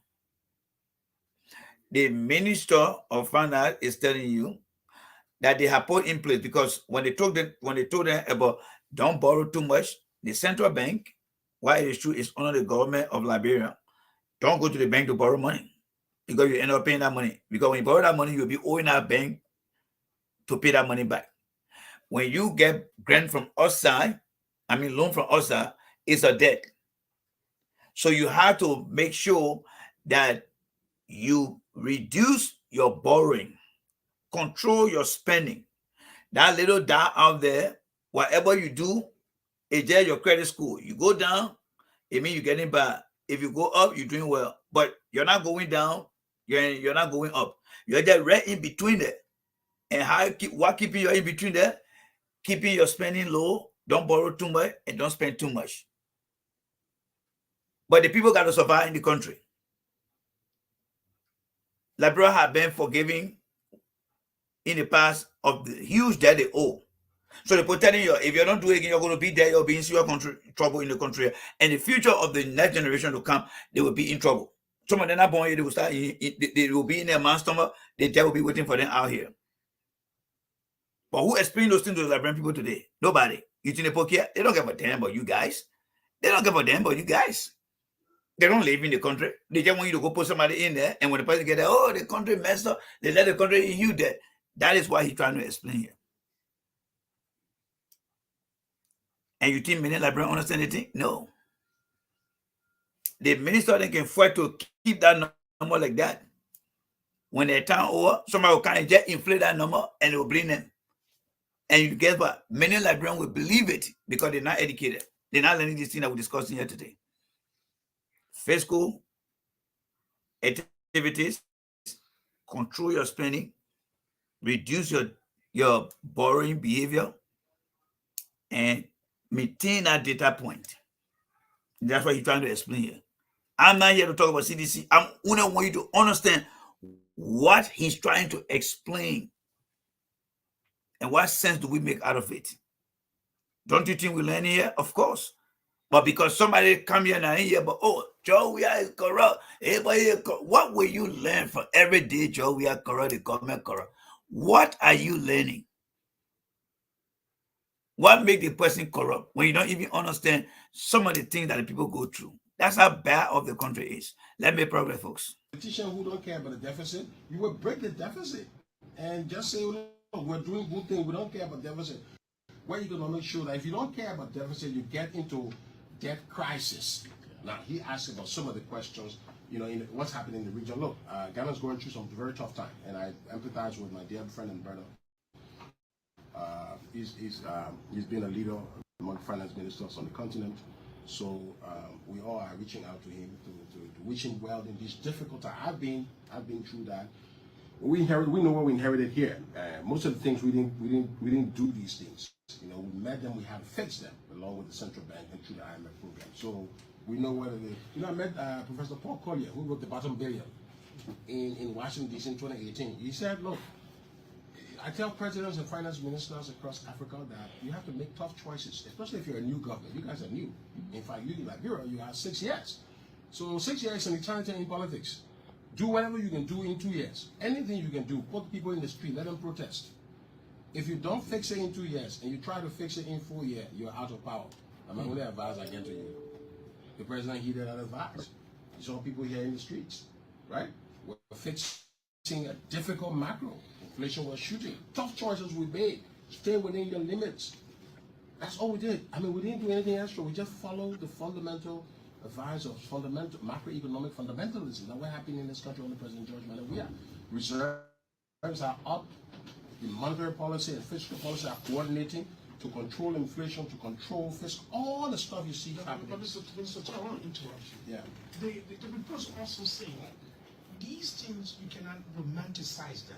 These are the fanciful thoughts and it has to do trickle-down effect to ordinary people. I agree. So basically, they are saying you're not investing in your people, No. that you have abandoned your people, No. that they are left to rot in deprivation, and that you are celebrating numbers in the sky.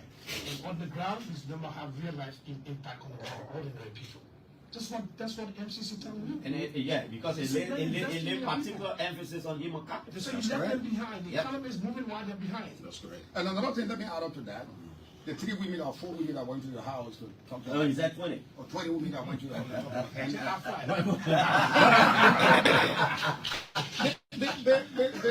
The problem is, we can make all the noise, we can give all the data if you can, but how does that impact? If you look in the spirit, in the column of inflation, that we don't invest in our human capital, we don't invest it. How does Now, guys, this is a very, very important part this conversation has reached to. And I would like to draw your attention because remember when I said the media is going to be responsible, you and I out here as part of the Fourth Estate, we are also responsible. The government is also responsible. The opposition, the worst of all of the group of people are also responsible. So here's the thing here now, right? So let's recap something quickly here. The minister said their focus area on the MCC program have been about roads and electricity supply. Question here is, who suggested that? Because according to the minister, it was something that Eddie Johnson said he started doing. Now, if President Weah decided to continue that, that is fine. But these journalists now are carefully looking at the report. And they are saying to you and I that despite the fact that the government is doing well in all the other indicators she has passed, the HEMO element is not doing so well. It's like you're building the infrastructure, but the people that are living in the country are not mentally developing, which is bad for the country, right? Yes, it is bad for the country. So how do they improve those things? Now listen to the minister going to answer this question. And then once you get done, I will try to share the blame. So you ready? Let's hit it. how does the common man in the street, including the 25 women that went to Union Africa, this in the concept of the bread and butter? That's right. It's all about the bread it and butter 21? issue. It's about nothing else. Investing in people. How do you tell them about this success? That's correct. Yeah. So how do they believe it? How do they take it and believe it and make it work? What they need to know is that to invest in education, you have to first find the fiscal space. Number one, you have to find the money. Remember, physical space, that is something that you need to capture.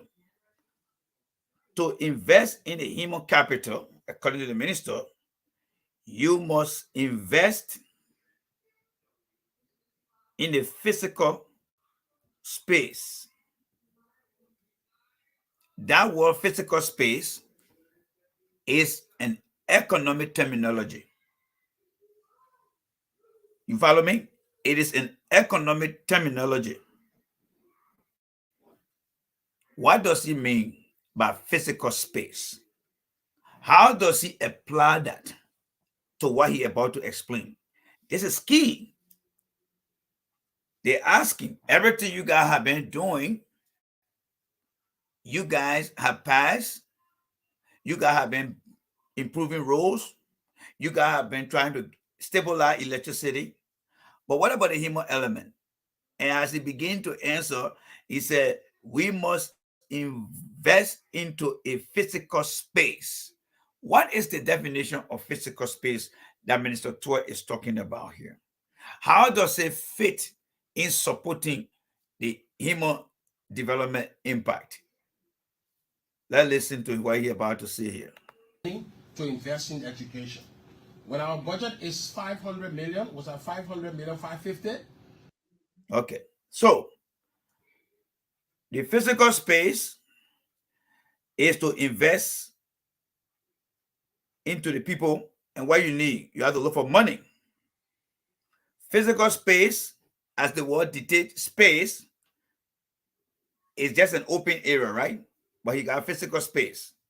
What do you fit in that space? He said money. And then he went down to the third step and said, the Liberian government budget is 550 million. You follow me? So he is breaking things down now. And I want us to pay attention to that. Pay attention there. How do we invest in the human element? The young people you see dancing in the street, the young people that support the political party. The minister is saying the strategy is we need a physical space. But in order to fill that space, we need money. But the money that we got is around 550 million. That is our fiscal budget. Now let's go and break it down now. And listen to him breaking it down, and we'll break it down here too. Except we as a people decide and say, you know what? Since salary is a significant share of the budget for us to invest in our people, what can we do? Because debt and salary. Very good. Very good. The guy asked a very important question. And it is so good that the minister is breaking it down. Let me ask you guys, how many guys, the guy that got a different show, how many of them will take their time to break things down like this for you guys? This is called the priorities area. This is called what? The priorities area. How are we not investing in the human element? The minister said we need to have physical space. That is the beginning of his answer to the question. What's supposed to have physical space? Money.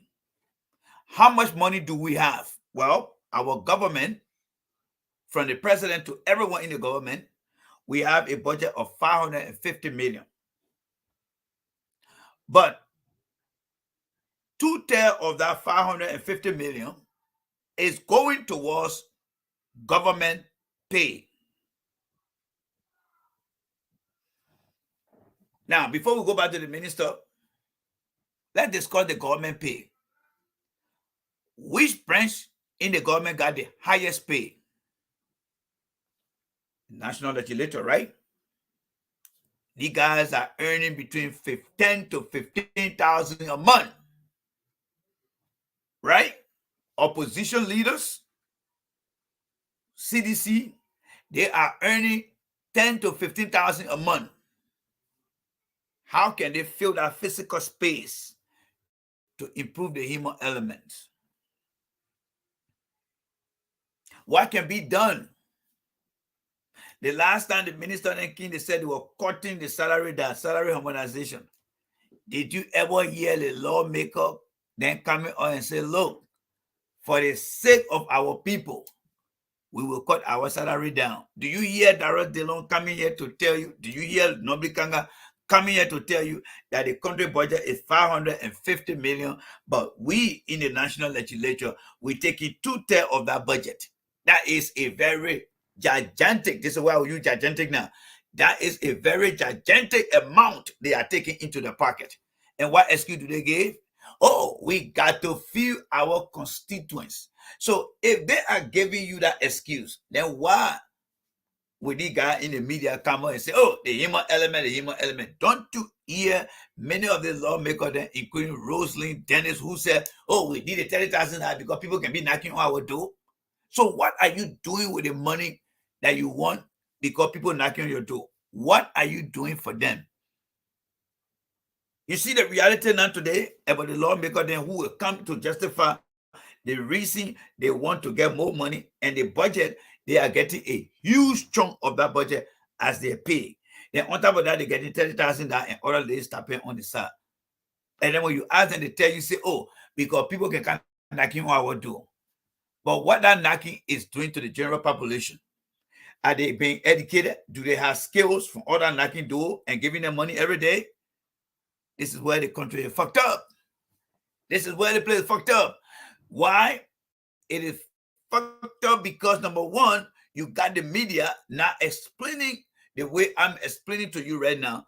What are the activities, the behavior, the nasty and toxic behavior by the lawmakers to continue to increase their pay and forgetting about the human element because they don't care for them. Do you think the people in America here today will come to explain it here? No, their children don't live down there. Their children live in America here. They're getting student loan, they're getting scholarship, they're going to school. What do they care about the well-being? Again, the well-being of Liberians. Do you think they care? No.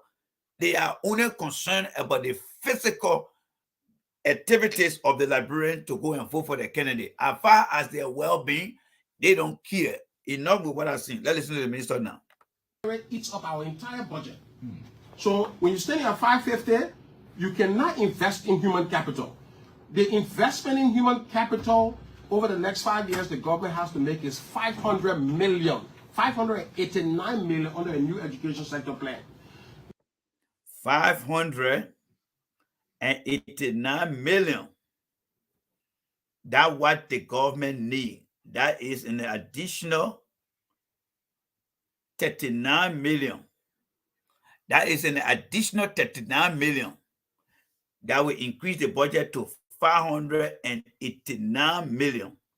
That's why he's saying the government will need to increase and improve education. Now, here is the question for you and myself. What we bring ourselves now, right? Including myself. How many of you guys that own land in the country that paying taxes to the government to generate that money?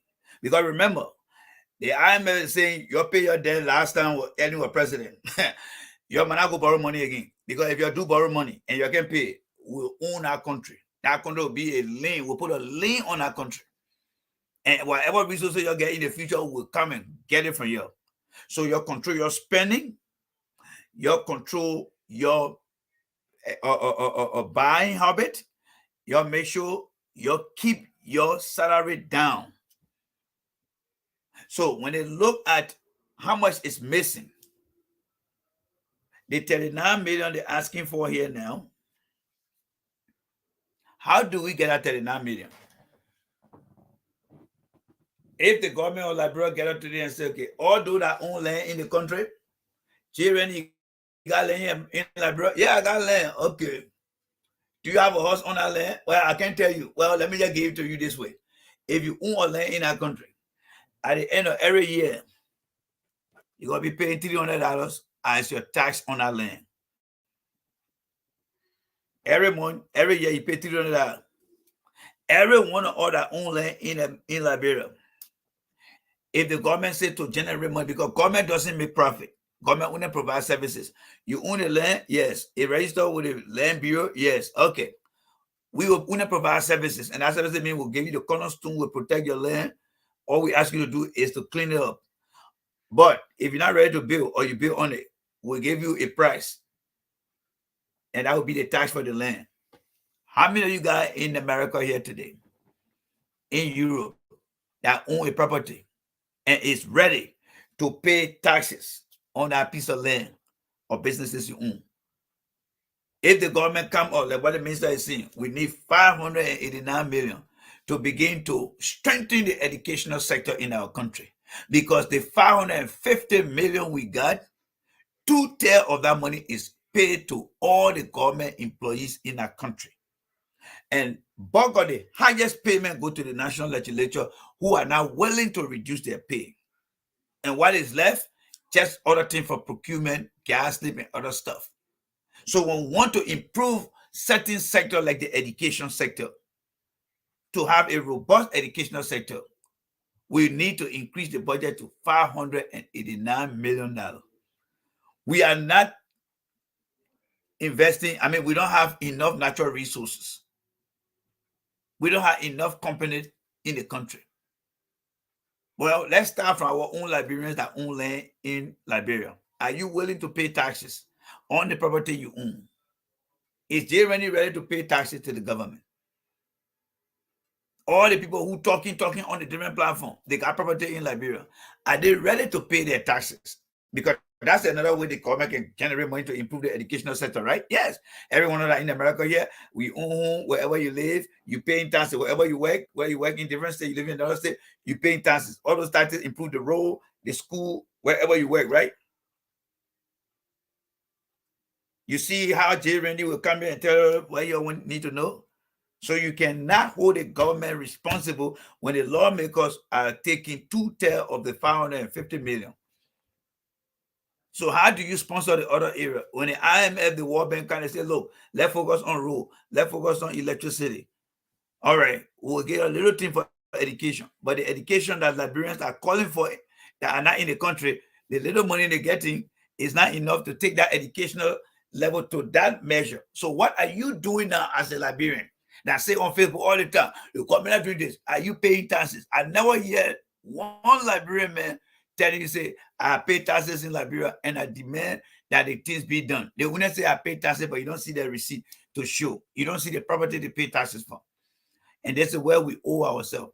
Even the journalists, they should be going to the street now and telling the Liberian people on their platform that we need to hold ourselves accountable. Our brothers and sisters abroad who are seen as the middle class, even though they live outside the country, you need to pay your land taxes so that we can start to help the next generation. When last have you heard any of the opposition talk show hosts? Right now, leave from here, go spend a few minutes with them. When last have you heard them talking about, oh, we need to be able to pay our taxes so that our people can live a better life? If the government misuse that money, will hold their feet to the fire. They don't talk about those things. They want things from the government, but they don't want to give back. So listen to the minister here again, folks. We have to invest 589 million over the next 5 years. That means we must find 100 million every year to put in human capital. The government. So where do we get our 1 million? Where do we get our 100 million from? Where do we get half of that money or 2/3 of that money? Some of you guys sitting in America here, you guys laying in that place. You're not paying no damn taxes, but you know if in a country where you get a piece of land, the city, the municipality will take that land from you and sell it to the highest bidder because the people want to collect their taxes and they're not going to be managing that open land for you, even a house. How many people own houses in America here? You can pay off the house if you don't pay the city tax because the tax never ends until you die.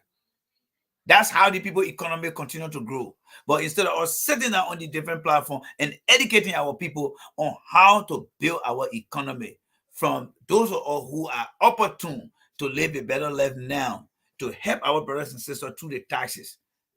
The minister is coming up with what the challenges are now. What are you doing now to play your part? So that if the government doesn't do it the right way, you can give reason to the people to vote against the government. How many of you guys doing that right now? How many of you guys on your platform will take this sort of information? Because if you look at the country, we don't have enough investment in the country. We are limited in terms of resources. The Kiatama been talking about Ghana. Ghana got gold, they got oil, they got airline, they got other big investment. They got their whole tourism in a place where you get African American. The people GDP and not small GDP. But they are challenged. People are leasing land in Ghana. But look at Liberia today. Nothing is put in context. And that's why he's saying, where do we get the $100 million from every year to sponsor the education? Remember, the IMF working with them. So they have some financial analysts that will make those projections to say in order for you to have a better human capital in terms of education, whether it is vocational school, primary school, high school, you need a kind of money every month. So they present that information to the government. But where will the government go to generate that money? When Liberians in America here, in Europe, other part of the world, that have property in the country cannot even afford to pay their taxes. Many of them, I would say few can pay or are paying, but many of them not paying. So how do we plan to help this government? Rather than just talking about presidential politics, how do we help the people you want them to go vote for you now? How you're planning to put book in your head when you're not willing to help? You're pointing the problem out. But where's the solution? Ellen was there. She never built him a capital. Because I'm sure when you're going to ask her, she'll say, when you get money to, because she said the educational system was a mess, right? And she never did anything about it.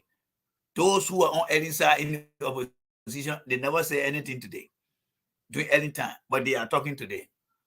That is the evilness that make the opposition to now win. You think all the guys that are talking for Bawker, for Alexander Cummings, do you really think they get any damn time to improve the human element of our people in our country? You got to be smoking something stupid to believe it. That guy, they don't give a damn about that. They don't even talk about it. They do not talk about it. But today in America here, the voting, they vote for the issue that matters the most to them. Some others say they will not cut taxes or they will cut property tax, they go and vote for that person because they want to retain their property here. So they will vote for that person based on the taxes. That's who they are. That's who they are. And that's why we are here. So let's listen to the minister here quickly here. We are pressed with time. We found 125 million over the last 2 years, fiscal space under the president. We call it fiscal space mobilization. Domestic revenue is up because of that. So we talked about. So the physical space you talk about is the open piggy bank that they must fill with money to support other projects in the country. Because the money that coming from outside is primarily used on selected projects. But if we want to improve our other sector, including the human capital, that physical space that he talked about is an area that need money to drive whatever people are talking about. And that money is supposed to be coming from us who are Liberians that own property in our country, that see ourselves as taxpayer. How many of these people paying taxes? Remember, the 550 million, 2/3 of that money go to the national legislators. And they are now willing, and they will never be ready to reduce their pay. Government is one of the places in Liberia that make the highest salary than even CEO of top national company. Liberian legislature, they make significant money in a poor country than any other country that got the same situation as Liberia. And they are now willing, they will never be ready to cut their pay. And that's the question the minister is asking now. The physical space is an empty area where you go to put money to help finance other project or other sector. For example, the human element or the human capital. So the question here now is, who is providing the education to our people out there? The media is not doing that. The so-called talk shows are not doing that. For the opposition platform, the worst. The people need that education, and that's what we're trying to do here. Do you think the people are going to get it? No. Because majority of them are split. The other in the Bawker camp, the opposition in the Cummings camp, or the other rest don't care for them. They get there causing people mind every day. They don't care for them because the society is not educated. Domestic revenue to the highest level ever. So it matters for the Liberian people. What are we doing with this fiscal space? We are spending 51 million on elections. If we were not spending 51 million on elections, if for some reason somebody came for someone and said, look, don't spend 51 million on election. We gave you 51 million for the election. We will choose, we will talk, and the government could put 30 million in education today. and put the other 20 in infrastructure and put the other one elsewhere. That's it. So we are limited because 51 million we found, we are constrained to fund our election. We found additional 65 million. What are we constrained to invest in? I was in Abidjan recently. You saw me signing. That money is going for CLSG lines. I appeal to the Liberian people on, I think it was on your show here, the last time I was here. And we should not spend 40 million just for 2 months and go to the rainy season. Let us keep that. We'll put the infrastructure in place, we'll arrange with the Ivorian government, and then next dry season will be difficult. That's the mechanism. Liberian people heard it. And they bought that idea. It's a waste. So that's the way the key information come in now, right? So what the minister explaining here, do you think if the talk show who explain this thing here? Look, Liberian legislature, you need to call your pay down. There is the physical space we have, and that money need to fill that space to improve the security sector, to improve community policing, to improve the health sector, to improve the educational sector, to build for a better future. You need to cut your pay. All right, international community, Liberia in the diaspora, you need to pay your taxes. Your tax money can be used to sponsor election. That's why the minister is explaining. When they get $51 million or $1,000, whatever it is, I would say 51 million, they take that money, they spend it on election because somebody want to win election. And the Liberian people call, oh, you pay that money on the election. Oh, you pay that money on the election. One high election. They don't even know how the money coming. So when they get out of money, they spend on election, they go, the people, they put something, they put pay. Then when somebody get the Liberian post 65 million, so okay, let's spend it on electricity. No, the people need to do this. The government is struggling to make ends meet because you and I are part of the problem and not part of the solution. We that own property in Liberia, many of you guys are not paying on your property through taxes. And it's killing the economy. It's strangulating the government. But the opposition will not tell you this thing because that's the hardcore truth. They don't want you to understand these things because their intention is to keep you in the blind and never educate you so that you don't understand how your country is struggling. They will never tell you. That is their taboo. That is why they swear to the devil not to expose, to tell you guys the truth. And it is very, very sad, my fellow Liberians. Very, very sad. So we got a long way to go.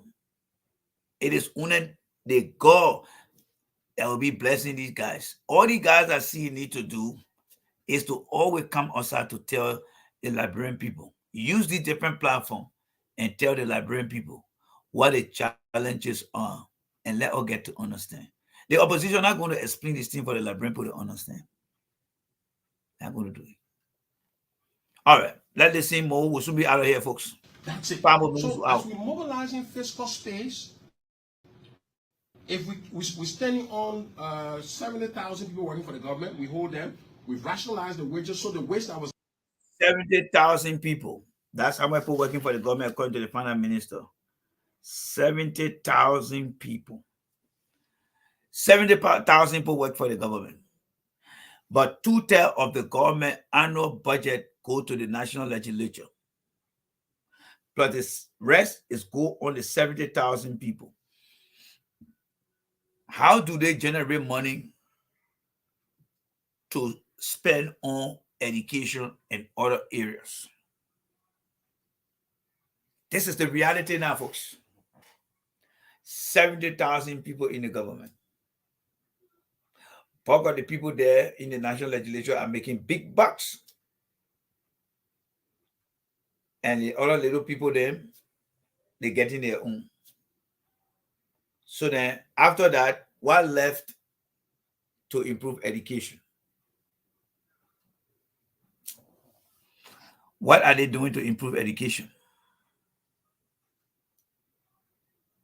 The government will take blame too, not just us. Government need to start to decentralize. Natural resources in certain counties need to start paying taxes to improve the educational sector in that county. But do you think the opposition leaders are thinking about that? No. Do you think the talk show hosts are proposing no idea? No. They are not going to put the knowledge to focus on these things. I hope you're getting good statistics here tonight. This is sound teaching here tonight, folks. Take it or leave it. The people from Liberia that live in America, they don't give a damn. They finish with a talk show, now they're going to bed.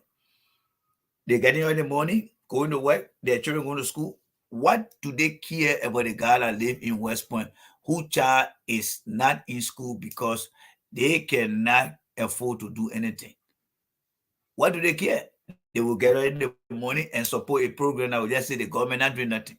But they don't understand the challenges the government going through. Again, I'm not here to support the government. I'm just referring to what the minister is saying and how some of the information that he's giving on the platform here actually making sense. Actually making sense. Maybe one of the days we'll bring him here and begin to ask him questions, because we are the independent supporter for a better Liberia. So very soon we'll invite the minister here to come here and come and have the conversation with one of these days. We'll try to do that before election time comes. We'll bring all of them here. Yes, I think we'll start to engage them and bringing them here now. Ask about that.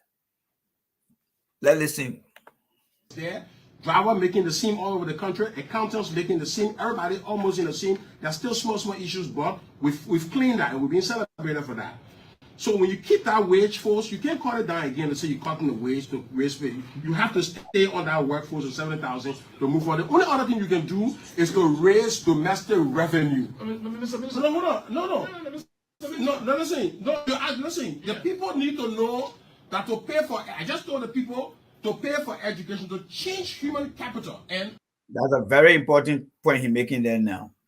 In order to grow our local revenue is to increase revenue on the ground, and he want to be interrupted. No, he is making a very salient point. Let me tell you one thing in this country here. Uncle Sam, the United States of America, aka Uncle Sam, they do not joke with their taxes here. If you don't pay their taxes here, Wesley Snipes have gone to jail. Laura Hill have gone to jail. Yes. Laura Hill have gone to jail.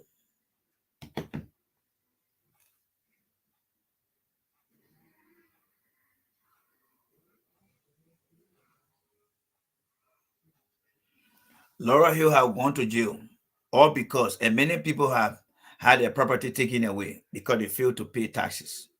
So what the minister is saying here now, how do we fill the physical space if we're getting 2/3 of our budget that come from other sources that goes toward the 70,000 employees, but we are concerned about improving the other sector, such as education? How do we fill that physical space with little money we get, and now all we get to sponsor salary and take care of other miscellaneous issue? But to have a robust educational system, we need to find ways to sponsor those areas. So we need to focus on domestic revenue. Domestic revenue. That's going to scare everybody around here. The Minister of Finance through the Liberian government is going to impose taxes on all property in Liberia. Every property, 1 acre to a massive land, you are looking at between paying $350 annually as part of the land tax program. Guess what happened? People go on the street now. Oh! But when in America, they tell you, if you don't pay your mortgage, you're going to get kicked out of that house. You're going to be running to fast cash era to go borrow money. That's how dishonest we are to our own country. That's why the country has not been able to develop for a long period of time, because we don't love that country. We are very, very evil. So let's listen to the minister here. We are about to leave by 9. as a country, since the end of the world, we've not taken a serious look at education and human capital in the country. We came from the war mentality. NGOs were here. We do spot checks here. The budget there. We're doing small thing every year. 14%, 12%, 11%. We need to spend 20% of the budget on education. So, Mr. Minister, here's what I want to say. So that's why it matters for the Liberian people. Right. So when we do this process, we will grow. We will find more money. We end the tax expenditure, the free things that people are getting. We're working with multinational companies so that they pay more taxes, so that we reduce the incentives, so more money can come. So the roles that you're seeing here matters for the people. Look, and I think the minister should have said we are also thinking about taxing people who own property in this country that live abroad and locally to start paying taxes on their land. so that we can be able to generate the revenue we need. Ladies and gentlemen, I would like to say a big thank you to you guys. All right. It's 9:50 as promised. Thank you guys for the opportunity. This is what we'll be doing on our show here. We must learn to tell the people the truth. Yes. We should learn to tell our people the truth. I am not here to put anybody on my platform just for popularity. No. I am here to tell you guys the truth. Yeah. Noble Kid for a long time, man. Wow, for a long time. They my man always watching me on YouTube for a long time. So we must always learn to do the right thing, my friend. Let me say hi to my man Moyu here. I see Jeffrey here. I see my man Power here. And I see every one of you guys. So, guys, this is the reality that we're going to be discussing going forward on the platform. Hate the government, but the facts are there. We are part and parcel of the problem in the country. The opposition just here just to tell you what you want to hear, and they just walk away. They don't believe that saying the truth. They don't believe in that. Yes, they don't believe in that. You're welcome, Brother Moyu. They don't believe in that. We must give our people the rightful information so that they can be able to make an informed decision. If you don't give the people the rightful information, they will always make the wrong decision. And I hope tonight that we all will walk away from here knowing that we are challenged. The institution in our country have been struggling. It is not just the government here. It has been struggling. But the very people that are not providing the information today, when they get there, guess what they will do? They will be blaming the past government. Just to have a space to breathe, they will be blaming the past government. And to prevent that, we must come here and begin to expose them. So, ladies and gentlemen, thank you so much for the opportunity. Tomorrow is Wednesday. I'm not going to be on. Yes, I'm not going to be on tomorrow. All right, unless something major happens, that when I will come. But other than that, I will see you guys on Friday. On Friday, we will be broadcasting in Liberia, and we'll be talking about the issue. Yes, so the time had changed. So on Friday, to catch me broadcasting in Liberia, it will start at 5 p.m. New York time, Eastern Standard Time, 5 p.m. That one will start the broadcast. It's not going to be 6 o'clock again because of the time adjustment. So to catch me broadcasting in Liberia to Liberty Radio, it will be 5 p.m. Eastern Standard Time. So please join me. We will be live. All right. And then you get to hear the people very loud and clear. I will try to get on the radio, on the internet here, so that you can begin to listen. All right. Until then, God bless you guys. Have yourself a pleasant night. I will see you again. All right. Keep that faith, and God bless you guys. Good night to everyone, and I see you guys. J. Randy is out.